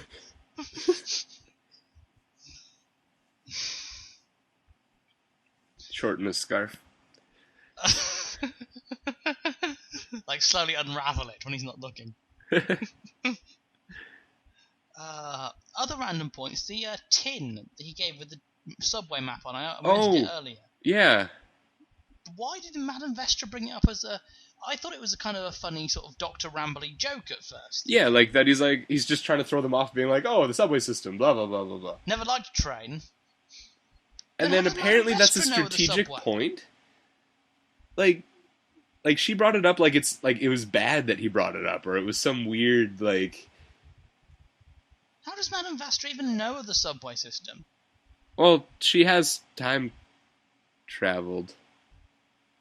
Yeah, I guess off screen she might have gone to that era. And even if not, like, they're, Oh, I guess she would understand what a subway is. They were advanced, but it's like... And she would assume that Earth would have it. And she's with the Doctor.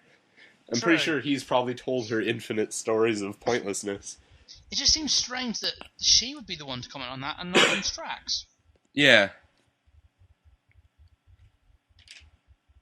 That was a very weird thing. I said it seemed like a throwaway idea at first. And then they brought it up again. Then again, I'm trying to think, the subway came important during Journey's End, didn't it? Because everyone was hiding there during the Medusa Cascade.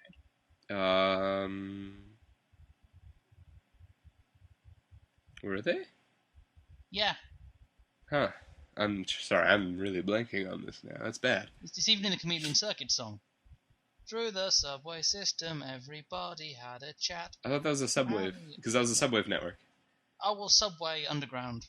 No, that was the whole, Harriet Jones had her Subwave network.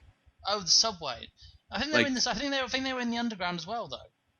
I think they were, but that was more reference to the Subwave signal and piggybacking off the... I think they... But also, I know they did hide from the... They were also in the subway system in the movie with... what's the old horror actor? What's his name?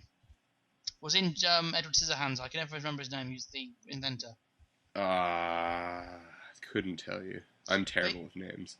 He was in the TV movie, the one movie for Doctor Who. That was everyone hiding in the Underground as well. So actually, every time the Underground has been in Doctor Who, it's been a major strategic bonus. That is true. In the adventure games, there's people hiding in there as well, because the Daleks can't get down there. Well, no, one does, but like the Daleks don't, for some unknown reason, go in there for no apparent reason. So yeah. That could just be a clever reference to all of that, too, though. Unless there's a plan that he wants to push everyone into... Maybe that's it. Maybe the Doctor just hates commuters. Let's clog the subway. Unless I could try and recreate the game Dalek Attack, where you just fly through a pipe shooting things. Maybe that's what this is all building up to. He's slowly convincing the Daleks to attack underground. That's going to go well. We're going to get the Mole Men from Wonder Woman next. They're going to paint everyone green. Yeah, I did not get that point at all. It was like, okay, well done, Doctor. Why are we bringing this back up again? You're right. Yeah, like, and the fact that he was storing it in like a Subway lunchbox tin thing, it's just Biscuit like... tin. Yes. It just, I don't know. He could have. I thought it was just a kooky prop, but apparently it's not a kooky prop. Yeah. Thinking, why does the Doctor have a Subway biscuit tin? Why not? To keep his biscuits in, I suppose. I was just gonna say. To keep his wibbly wobbly timey wimey biscuits in. So you bring over the new TARDIS as well. Oh yes. Looks way, like you said, it looks way better in motion than it did in the picture. Yeah, I was, when I first saw the production shots of that thing, I was very nervous. I'm just happy it looks like the old one. Like, it looks less crazy and more like a machine again. Yeah, I like it, and it's also continuing the trend of Doctors when they get movie rebuilding the TARDIS. Yeah. Hopefully at some point he mentions it. That he rebuilt it. Yeah. It's weird how he gave her the full introduction to the TARDIS. Yeah, that was... And it's mine. That line was something that bugged me a tiny bit.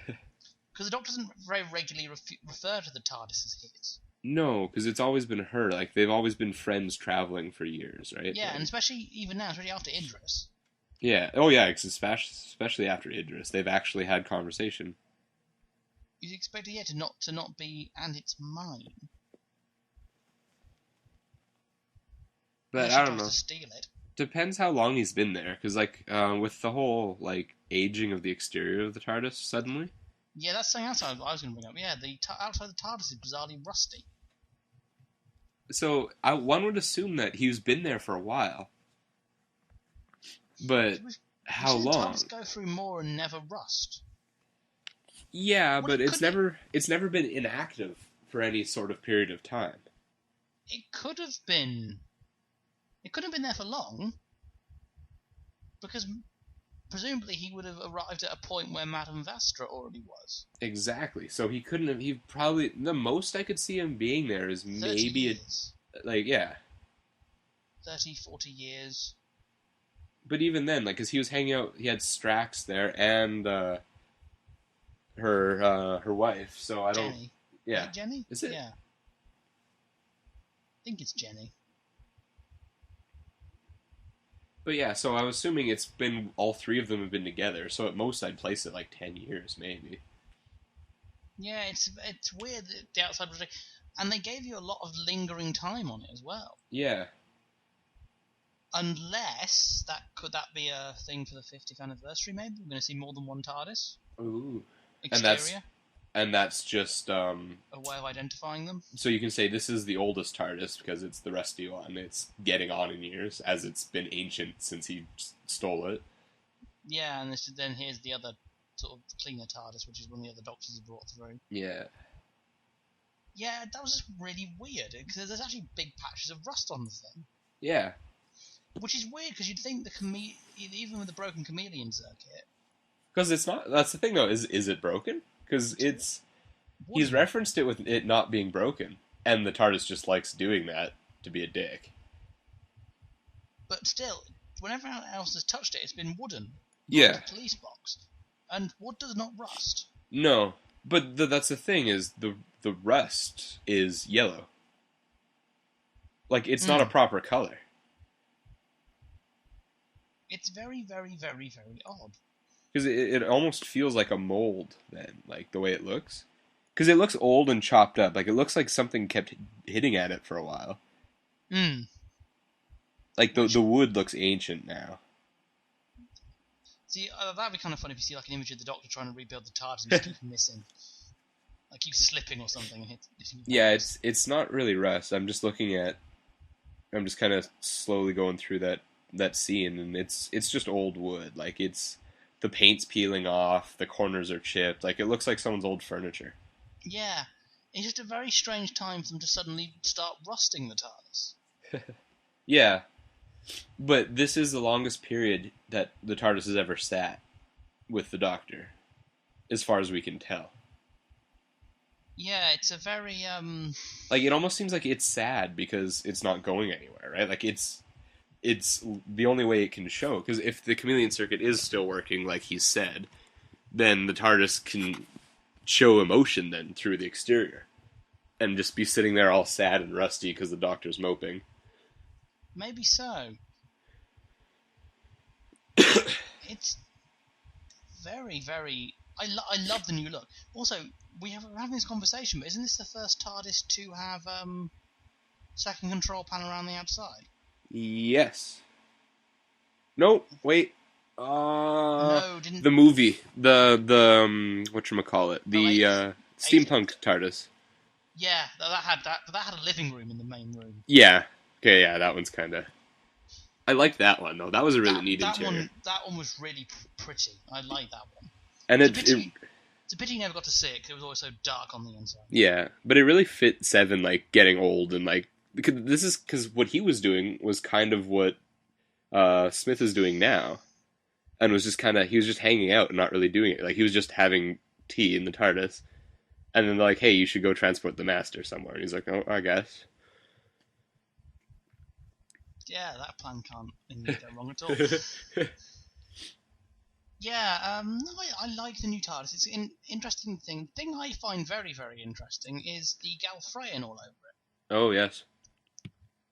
Like, is the Doctor writing his name on the TARDIS? Like, this is the property of the Doctor. Well, he always had Galfreyan on sticky notes everywhere, and his, that one videotape he kept he recorded the, what's her name, from Magpie, like that one episode. Oh yeah, the Wire. Yeah, he recorded, the tape he used had Galfreyan scratched out several times, like he kept recording videos. And yeah, I don't know, it's very, very interesting as a look. I always secretly assumed it was like porn or something, because he's writing in a language nobody can understand and the TARDIS won't translate for anybody. He's like, haha, you'll never know what's on here. That brings up all sorts of weird ideas of what type of pornography does the Doctor watch? Oh, God. There we go, put that in the comments if you're watching this. What type of pornography do the Doctor enjoys? Oh, man. It does feel a lot more machiney than the old Yes, TARDIS. And which I like, because I mean, you know me, I'm very tech stuff, and I like the blue. The blue feels a lot more, because it feels colder and more machiny than like the orange and red. I never liked the greeny orange going on. Yeah. It just looked like it was hot in there all the time. Probably is quite hot in there. Like the TARDIS, like the Doctor's some old man with his heat turned up to like 80 degrees. He gets the winter heating allowance from the government. Also, I love that the TARDIS now has mood lighting when he first walks in. The time rotor is lit up. Oh, yes. It's like TARDIS mood lighting. I'm just waiting for the TARDIS underglow. That would be fantastic. Like, and the TARDIS disco ball. Oh, yes. For when the Doctor wants to get his groove on. He only dances at weddings, though, so... Yes. The other big point to bring up is pond. Oh, yes. The magic word that gets the Doctor to do whatever. I think they should cut the middleman and just use horrible characterization. See, I don't know. That was weird for me, because I didn't really get that at first, because it's like, well, it's a pond. But, yeah, I got it, and then I was like, but why is he waiting for that word? Like, that just seemed like... Like, I almost felt like he comes rushing down a staircase, like, jumps off his invisible platform, and then is like, oh, there's no Amy here. And then, like, strolls back up and doesn't care for what else is going on. So, there's a pond. Yeah, well, she's just been shown the pond. It's a pond. It's a pond. The Doctor's like, Amy. Oh, could it be a reference back to his very first episode with the duck pond? Oh, No God. ducks. That's been bugging me for a long time, because he was way too interested in that duck pond. I always saw that as sort of regeneration sickness. Oh, yeah. Like Tennant was very tired. 6 was psychotic. 5 didn't know who he was. Yeah, and this was just 11 is now sort of super inquisitive and everything, and unable, sort of like a weird form of OCD, ADHD. Oh, yeah, I could see. That actually would explain a lot. But it was just left hanging. It was never sort of said to be. No, and most people just put it off as he's like, oh, they did fix it. They just said They just said that they were gone because of there was no ducks in the duck pond. It's just a pond. But it's like that's not a good answer. Yeah, it was very, very odd. So I wonder if, could that be the reference? That, oh, please don't tell me Moffat is going to try and do a massive loop back round. Oh. That would just be really annoying. I don't even consider it in the case he hears this and we give him ideas. Yeah. Stay away from the crayons, Moffat. Yeah, I didn't get that whole thing at all. Just pond. Yeah. Okay. It just... all I'm seeing is him still pining over Amy, so as soon as he hears that name, he's like... But then why does he tell her the one word thing? Well, the one word thing is to keep people from being idiots, right? This way he only a companion that's like actually somewhat intelligent could get a hold of him. True. Right?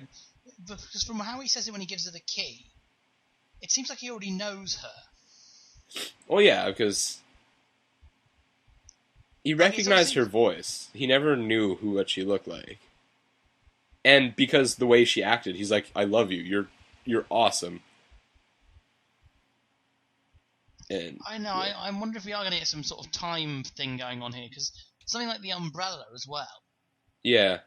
Seems very, very odd. That he brought it with him. But then decided to test her. Yeah. That is very out of all the ordinary for the Doctor. Yeah, because he doesn't... he just kind of does... Well, even then you thought he would sort of, not get her murdered. Yeah. But unfortunately, he's not very good at the not getting her murdered. Nope.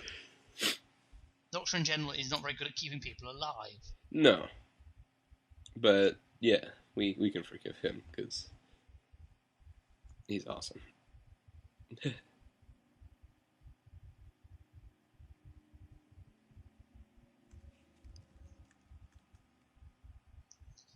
It's kind of odd. I'm just also thinking through. Back to the train point, the Doctor has never liked a tunnel. Doesn't he travel through one all the time? In more or less, yes. But I don't know. Yeah.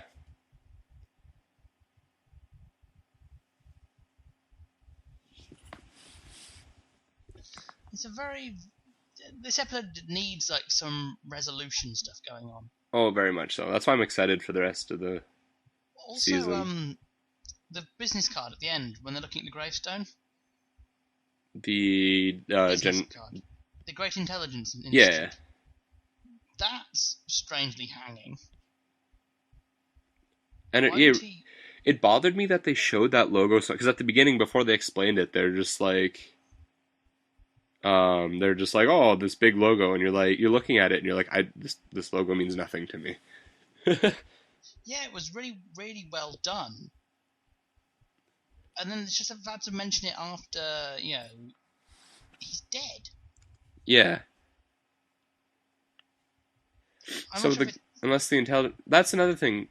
Wait, did I say that one already? I can't remember that she's the great intelligence. No, you haven't said that one. Okay, because my friend and I were discussing that, and I can't remember. But that's what he was joking about, is that he's the great intelligence, or she's the great intelligence. That's why she keeps coming back, because she remembers how to be her. That would make sense. Like, she has the ability to clone herself. Yeah.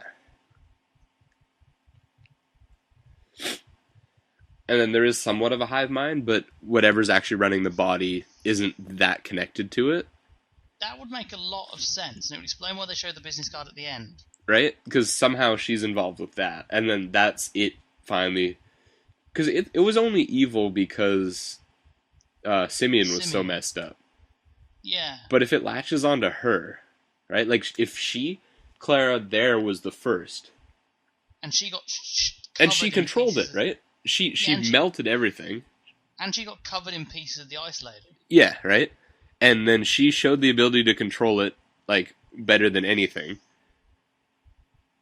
So if it had latched onto her and then just keeps building clones of her to keep her alive in her, ever quest for the Doctor. That would make a lot of sense, actually. So that's my one friend's 2 cents on how everything connects. Yeah. Also, the weird thing is when he tells Madame Vastra to stay there and don't move an inch. Yes. Are you coming back? No. Is that as like a zombie protection, just in case? It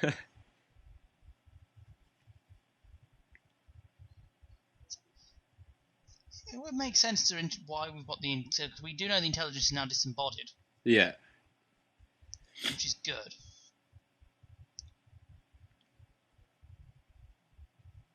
It also makes sense of her title on the ship as well, was a junior entertainment manager. Oh yeah. So, barmaid? Yeah, effectively. Or childminder. Ooh. Literally, if you junior, take it literally, junior entertainment. Oh my Jesus. She wasn't a junior, as in the role, but just entertain juniors. Oh my word. Jeez, that. We just read far too much into that. Welcome to Two Crazy People. That's gonna be the sitcom we make. Instead of 2.5 Men, it's Two Crazy People. Can't be much worse than 2.5 Men. No. Boy. The other thing I didn't get was the sort of the duality between her as a barmaid and her as a governess. Yes. This may be me reading too much into things, but how the hell did she become a governess with no references? And how did she randomly sneak off like 2 weeks to run a bar, and why? Yeah, right? Why was she running the bar? Because obviously she's getting paid to be a governess. A lot more than she'd be getting paid to be a barmaid. Right? Like Not much, but there was a difference. No, and you'd be, if anything, wouldn't she not be living there then? She was. That's why she had her bags. Yeah, right? So she has room, she has board. Huh. But it's funny because when she complained to the doctor about him treating her like a girl, she says Clara works at the Rose and Crown. Yeah. Needs to know her place. Which you'd think would fit more with the job as a nanny. Yeah. Because nanny, she is literally a domestic servant. She'd almost have more freedom barmaid was slang as the barmaid. Oh, well, yeah. So, it's not a dramatic step up the ladder. But you would think sort of the whole Victorian values gender thing would apply more to domestic servants. Yeah.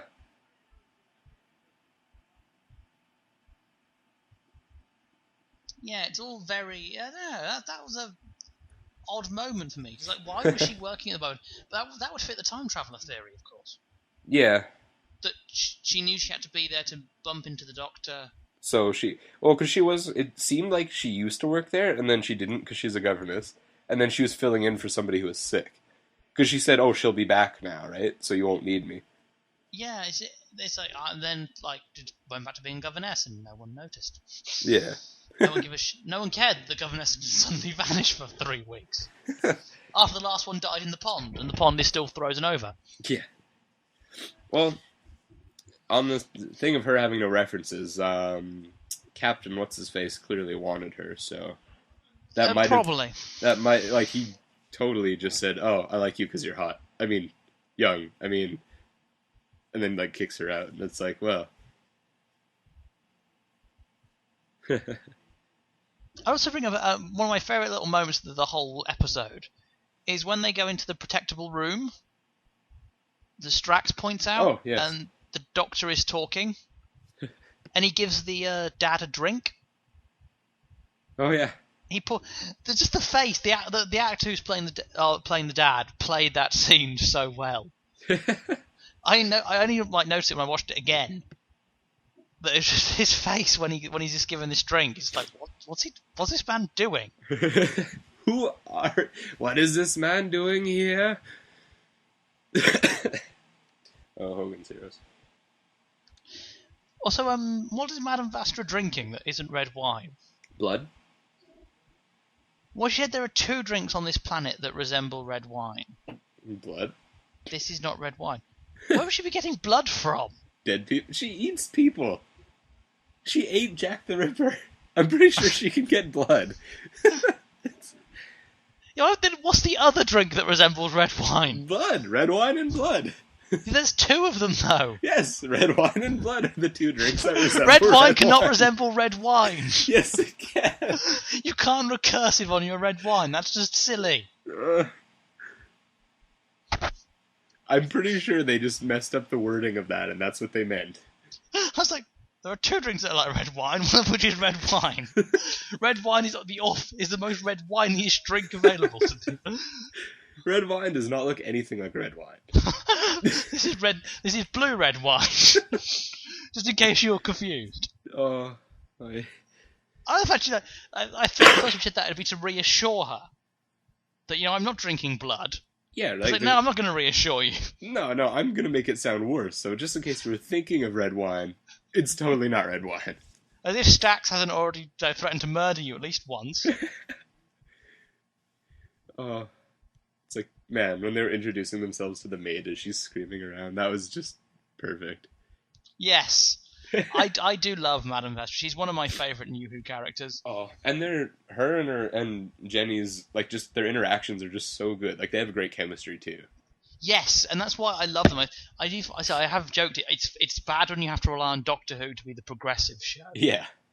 But I love the fact their relationship, even though they do make sort of lesbian jokes about it, there's a very natural feeling to it. It doesn't feel like they're just shoving 2 females together to make a lesbian couple. And their lesbian jokes seem like it's not like they're making jokes at, like, it's the couple making lesbian jokes. They're like, it's they're defending themselves. Yeah, right? Yeah, I like that. I'd like to know where they got married. I'm assuming not in that time period. Terrifying a priest somewhere down the line. They did it in an underground. They did it in a biscuit. They did it in a biscuit tin with a map of the underground on the top. One ice lady sang a song. Oswin married them in the future. Future Oswin. Oh, the wedding of Oswin Oswald. Oh god. It's going to end with a massive robot suit of River Song. And an awful Churchill impression. I mean, Churchill, who sells the dog who sells insurance in the UK, does a better Winston Churchill than the actor playing Winston Churchill was doing. Because that was an appalling Winston Churchill. The Holy Roman Emperor Winston Churchill. I did a double take. I was like, with his beardy Jesus Doctor again. Oh, Jesus Beard Doctor. Hopefully you don't have to see Matt Smith with beard again. It doesn't suit him. I found a picture of, like, all of the Doctor's beards explained or something. It was really funny. Because there was, like, there was homeless Doctor Beard, and then there was, like, the Master's, I am the master of my facial hair, and you will obey me, beard. the Master's crazy facial hair. Oh, man. That's why I find it funny retrospectively in Time Crash when Peter Davison asks, does the Doctor still have the rubbish beard? Oh, that was so good. Because to us, like, the next Doctor has a rubbish beard. Well, I had to explain that joke to a friend, because they got the beard part of it, but they didn't get, like, the whole, like, the beard reference thing. Mm-hmm. And I had to go explain that to them, and they just started laughing. I was like, yeah, exactly. It works on so many levels. Actually, our theory that she is the intelligence. Yes. Clara Oswald. The random mirroring, e.g. the Mr. Punch thing, would explain how she's able to dive between being a nanny and being a barmaid. She's able to mirror what she needs to be. Yeah. So the kids need a nanny, she can be a nanny. But with the kids, because they don't like her father, how cold he is, she can become the Cockney Mary Poppins again. Yeah, to help the kids, like something the kids can actually not be afraid of. Because of the old nanny was so bloody terrifying. So they have the Cockney one to help, like, ease the kids. Because that's the first thing they do when she comes back. They're like, do your secret voice. Yeah, right? And then she makes a total faux pas on the historical accuracy. Stupid children. Stupid children. Ruining the historical accuracy of my sci-fi. Of your soft sci-fi. nonetheless. To be honest, so soft it could be used as a spread for toast. About now. That's been my thing. Letting a lot of things slide is just it's soft sci-fi. Don't take it seriously, but I can't. I know it's not how why does Moffat leave so much dangling. Yeah. No, exactly. Because it's no matter how soft sci-fi it is, it still has a story. You need to tell it properly. You have to tie your narrative up now and again. You Yes. can't just add things whenever you feel like it. Man, thank God it isn't hard sci-fi, or I would have torn the show apart a long time ago. Oh yes, I think most people already are.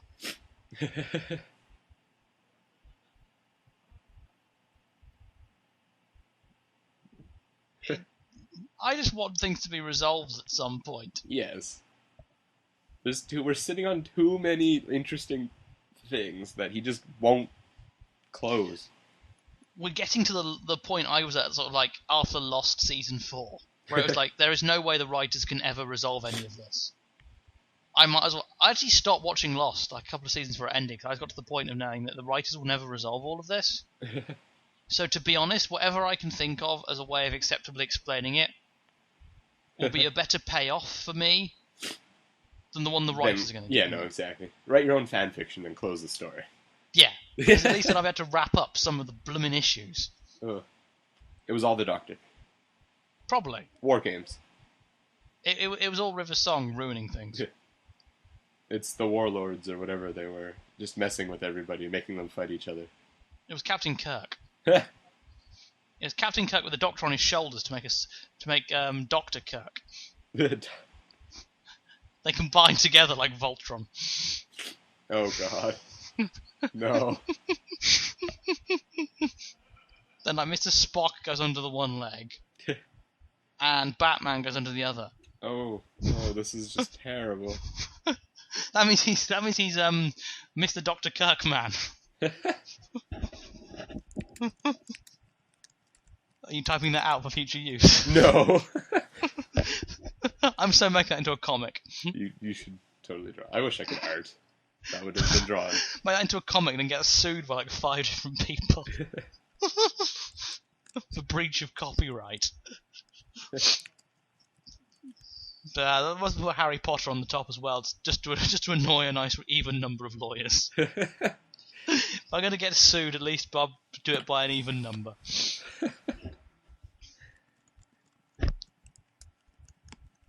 So, actually, when does the new season start again? I don't know. I was just going to ask. Don't ask me. Summer. Is it summer? I'm hoping it's soon. Soon. That's how easily pleased you are. Yeah. I want it soon. Yeah, I think it's sometime in the summer, in theory. Something is quite interesting. I'm not sure. How did you watch the Christmas special? Did you watch it on BBC America? No. Yes. Yo ho fiddle-to-dee? Yes. Lovely. Mostly that means, because... Did you see you got the preview then? No, I don't think so. At the end? Oh, there's a 30-second preview of the new series. No, I didn't get that, sadly. No, I didn't get that on BBC America, but actually, I was very lucky. Someone who I know back in England pointed it out to me, so I now have the preview. So nice. I will basically explain it to you via the medium of words. Ooh, paint me a word picture. I will. This is going to be fun. It's a very, very quick. It's like 10 seconds. Wait a minute. Just a quick point I've just noticed while I'm opening the preview. Back. Oh, come on, scan. You will scan. Scanning. Did I just see what I think I just saw in the credits?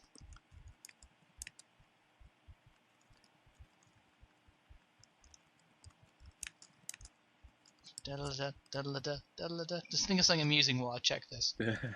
Of course. No. The editor for the episode was William Oswald.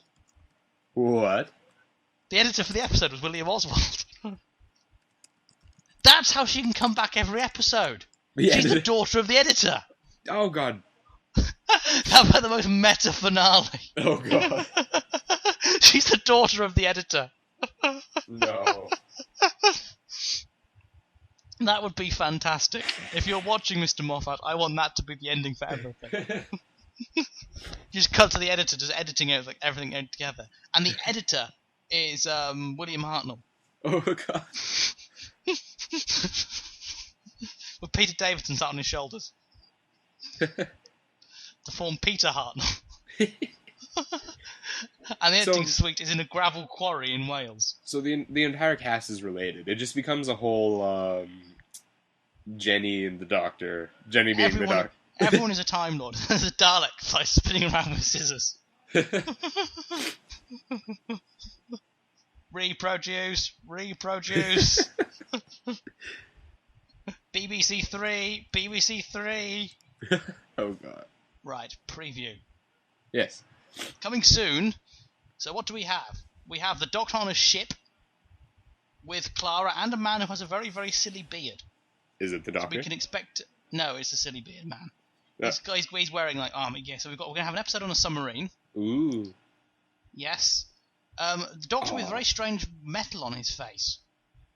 What? Do you know the symbols from Town Called Mercy? Yes. Think of that crossed with 7 of 9 from Voyager.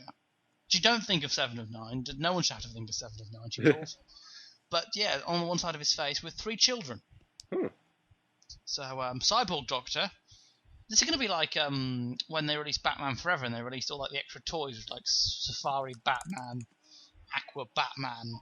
We're going to have like Cyborg Doctor, Cooking Doctor, Doctor, Doctor Beat. Oh God. The Doctor like stood on a plinth making a really camp pose. Huh. I mean, like the campest pose I've ever seen. And the Doctor has made some camp poses in his life. Oh, very, very, very camp poses. Yeah, it's very. He's like stood on this platform and going, "Ha! Look at me, I'm the Doctor."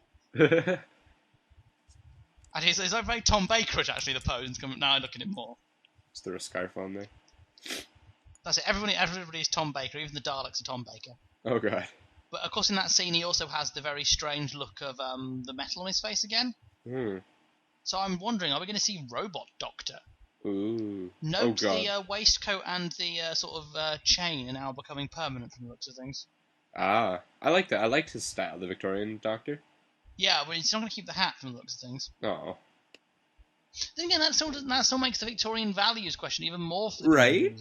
I hate Victorian values, but I like your dress sense. I like your style. I just don't like how you... There is also a preview of a shot of him in a cave, a man in what strangely Buddhist robes, holding a torch, which looks a lot like the Pandorica Opens with like Buddhist roaring.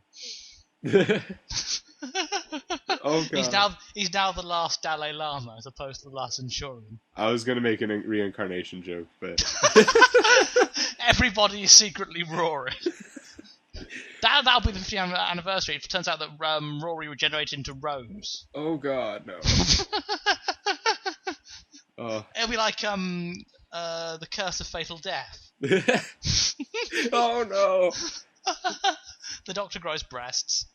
Dalek bumps. The Doctor points out about his 2 hearts, and there's an episode involving a crashing plane. Huh. Which is interesting, because in this preview shot of the people in the plane, they look dead, the pilots. Huh. They've slumped, which, that'll be a ballsy episode. If that is what I think it is. The Doctor's saying he can't land a plane. And it looks vaguely like a realistic plane as well. That might cause some controversy when it comes out.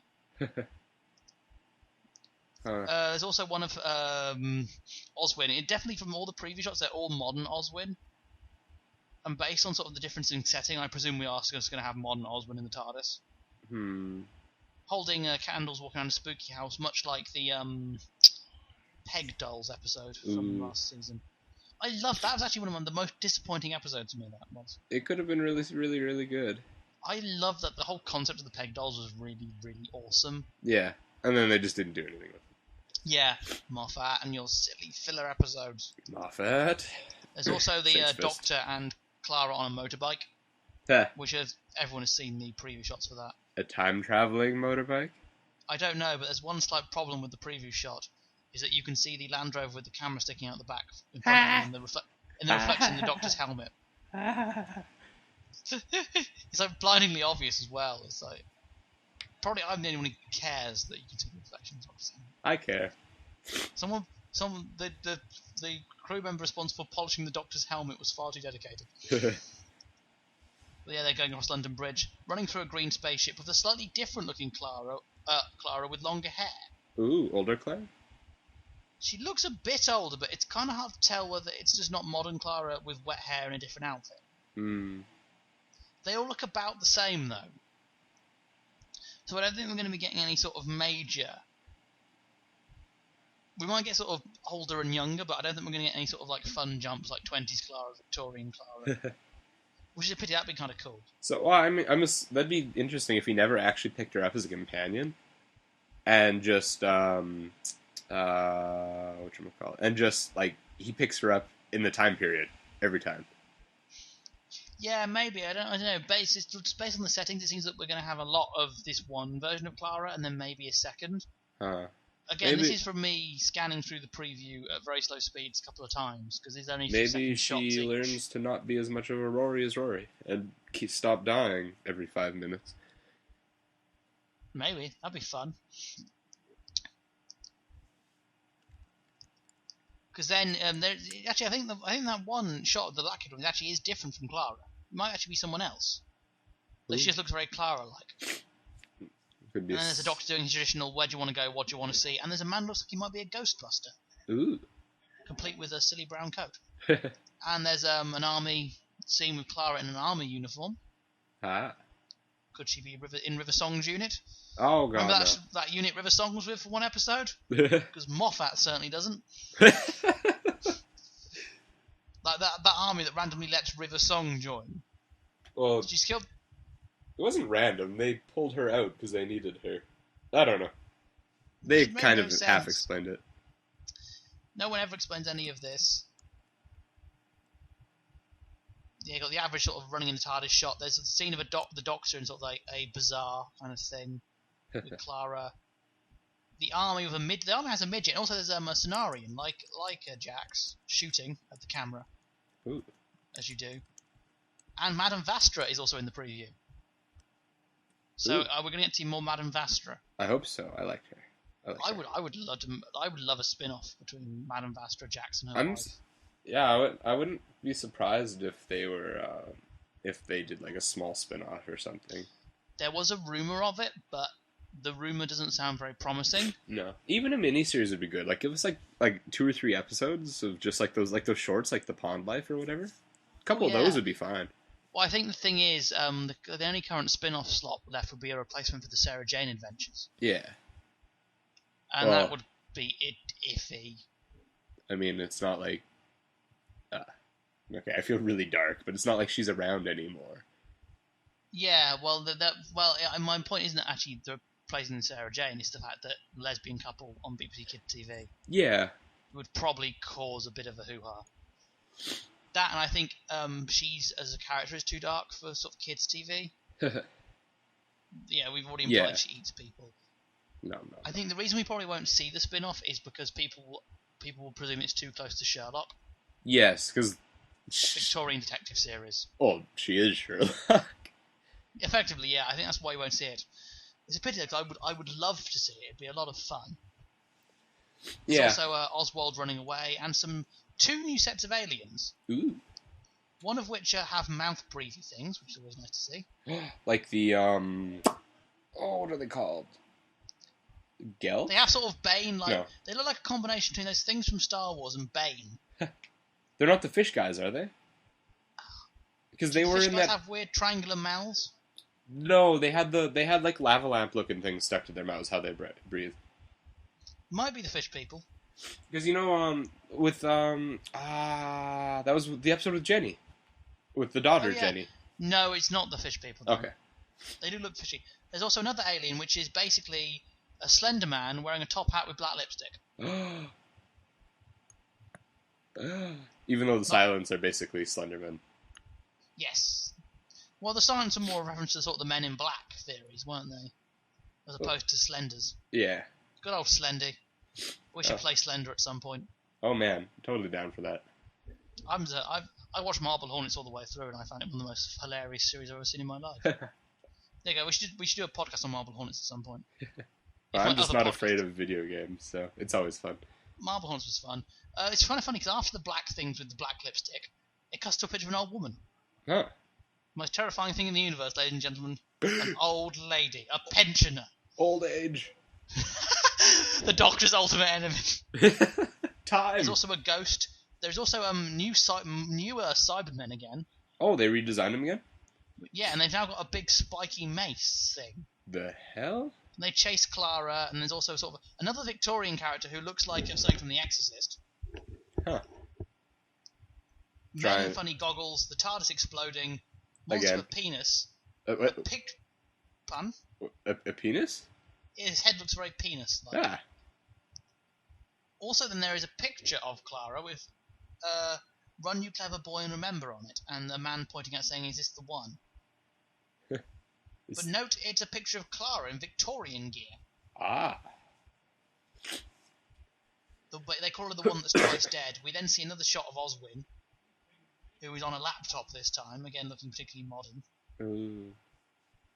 A British character actress whose name I can't remember, saying that she's very pretty. She's the one from Acorn Antiques, so I hope we do see some Acorn Antiques action. And the Doctor being moody and saying, "It's not possible." It's not possible. You'll blow it up. Various shots of Clara, one with a massive pink gun. Awesome. One being pestered by an alien that looks like it's rotting. And one with the Cyberman holding her by the throat to a wall. Ah. You blew it up. You damn dirty apes. Which I did see a theory on that actually about the that little bit, the fact that the Cyberman hasn't killed her. That she's... They just pinned her to a wall. Oh, because they're the Cybermen.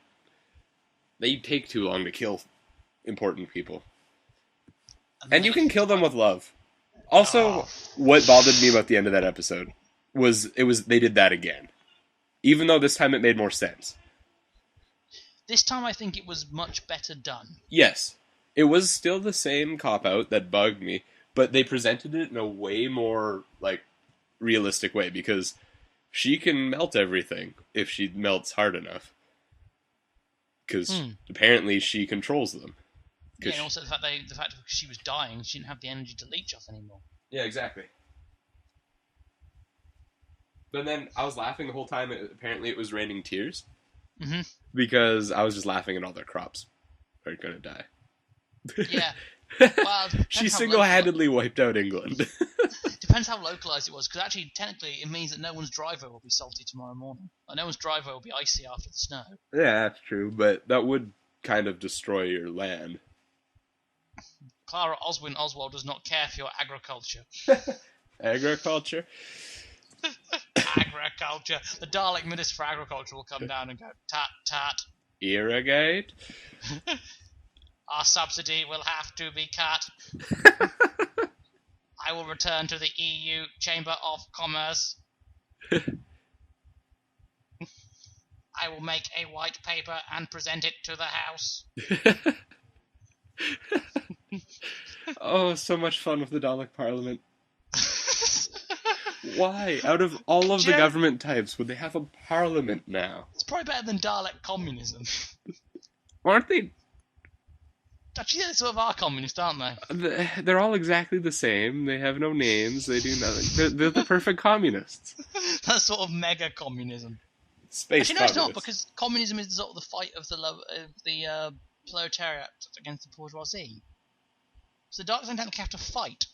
Well, they fixed it. They've already fought. They've achieved, Karl Marx defeated by the Daleks. Checkmate, communists.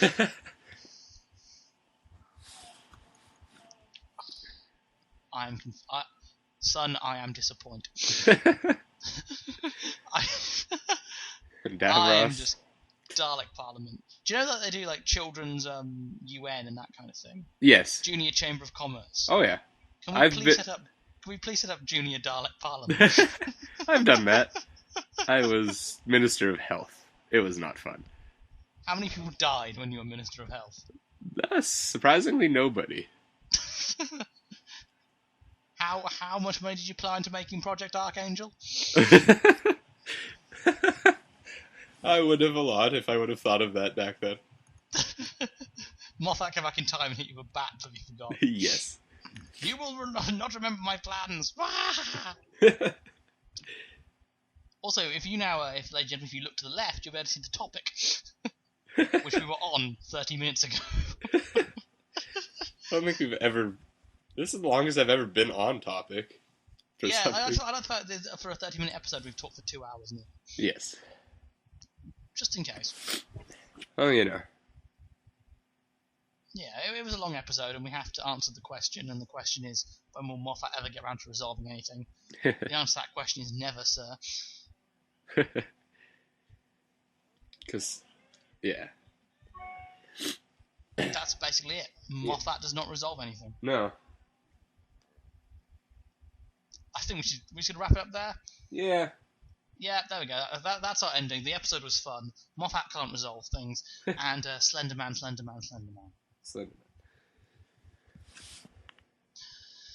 So I have been Hydria Blue Rose. You have been Theta Sigma, I hope. Oh, yes. You need to die now so we can resurrect you next week. We'll resurrect you as... what should we resurrect you as? Nanny. Let's resurrect you as a nanny. Let's stick with nannies. You'd make a very good nanny. I can lend you my Dick Van Dyke costume. Nanny Sigma. I mean, I think you were sort of like Granny Goodness from DC. That's not a compliment. Oh, I don't know. I don't understand this reference, so I'm just going to laugh at it. There we go. So that's what we can do next. When waiting for Doctor Who, a podcast history of Wonder Woman and sort of Granny Goodness. We have been Decorative Celery, which should be quite easy to find. You're probably already watching it on the channel if you're watching this. Unless you're not watching this on the YouTube channel, then A, how did it get there? The answer to that is probably I posted it there. We're more popular than we thought. Yes! Maybe I'm not going to have to artificially bump up the views this time. And... Mark. Oh, yeah.